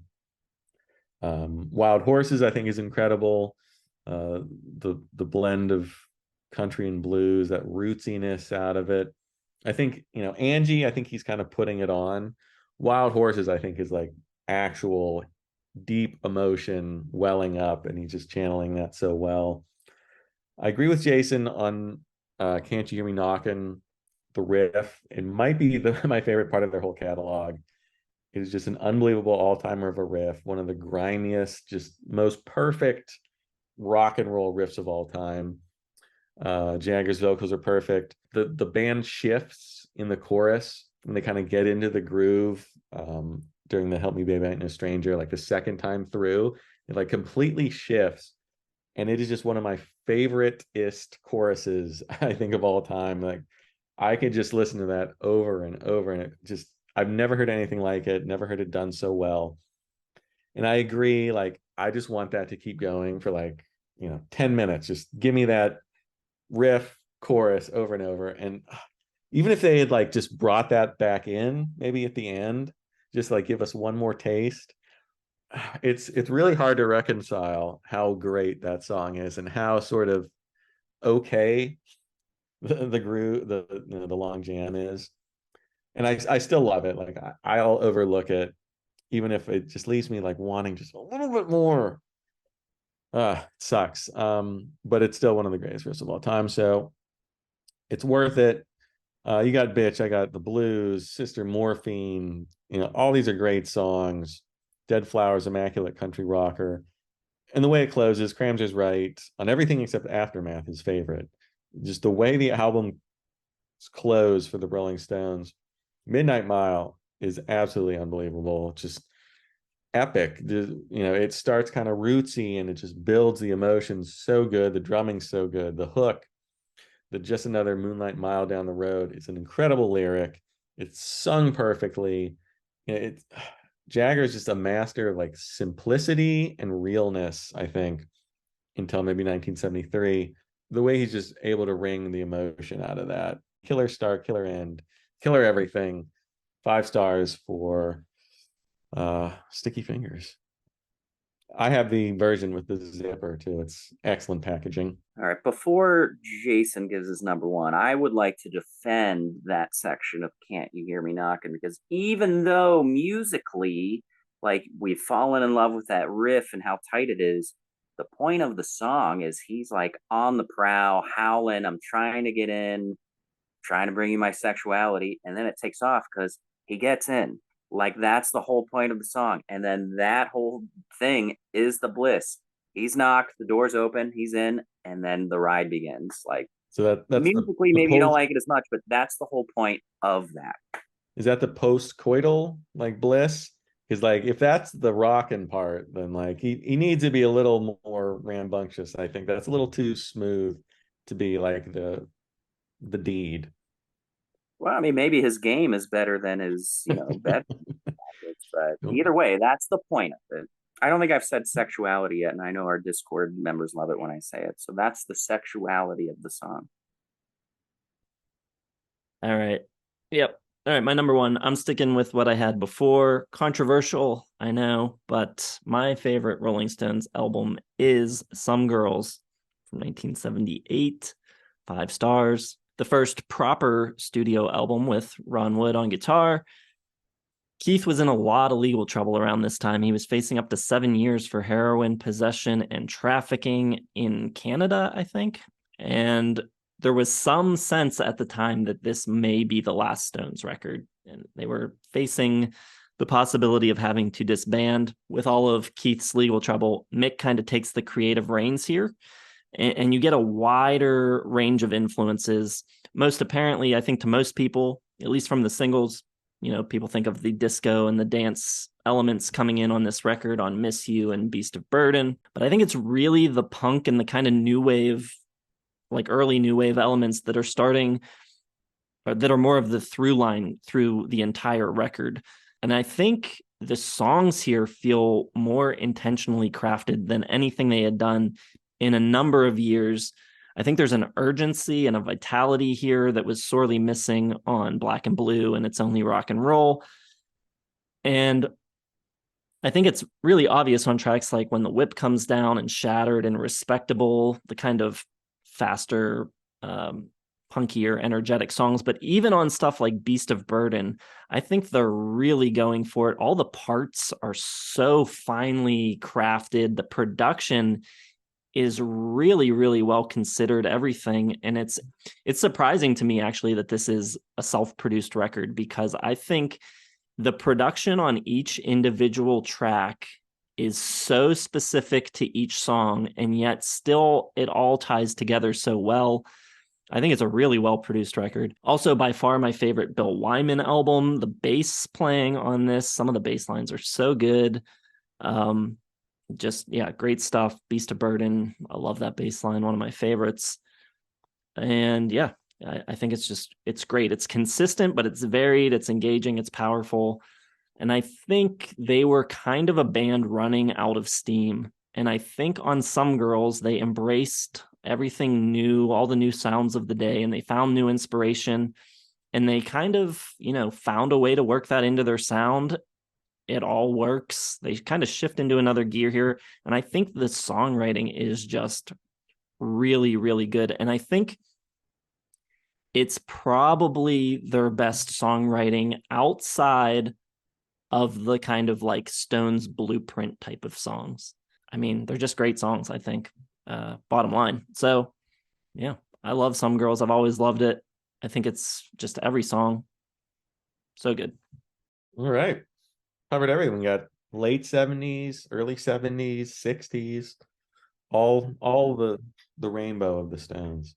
Tell us what you agree with, what you disagree with. Drop your own lists down in the comments. For Cramser, Joe, and Gino, I am Jason. Check all the links in the video description, and we will see you in the next one.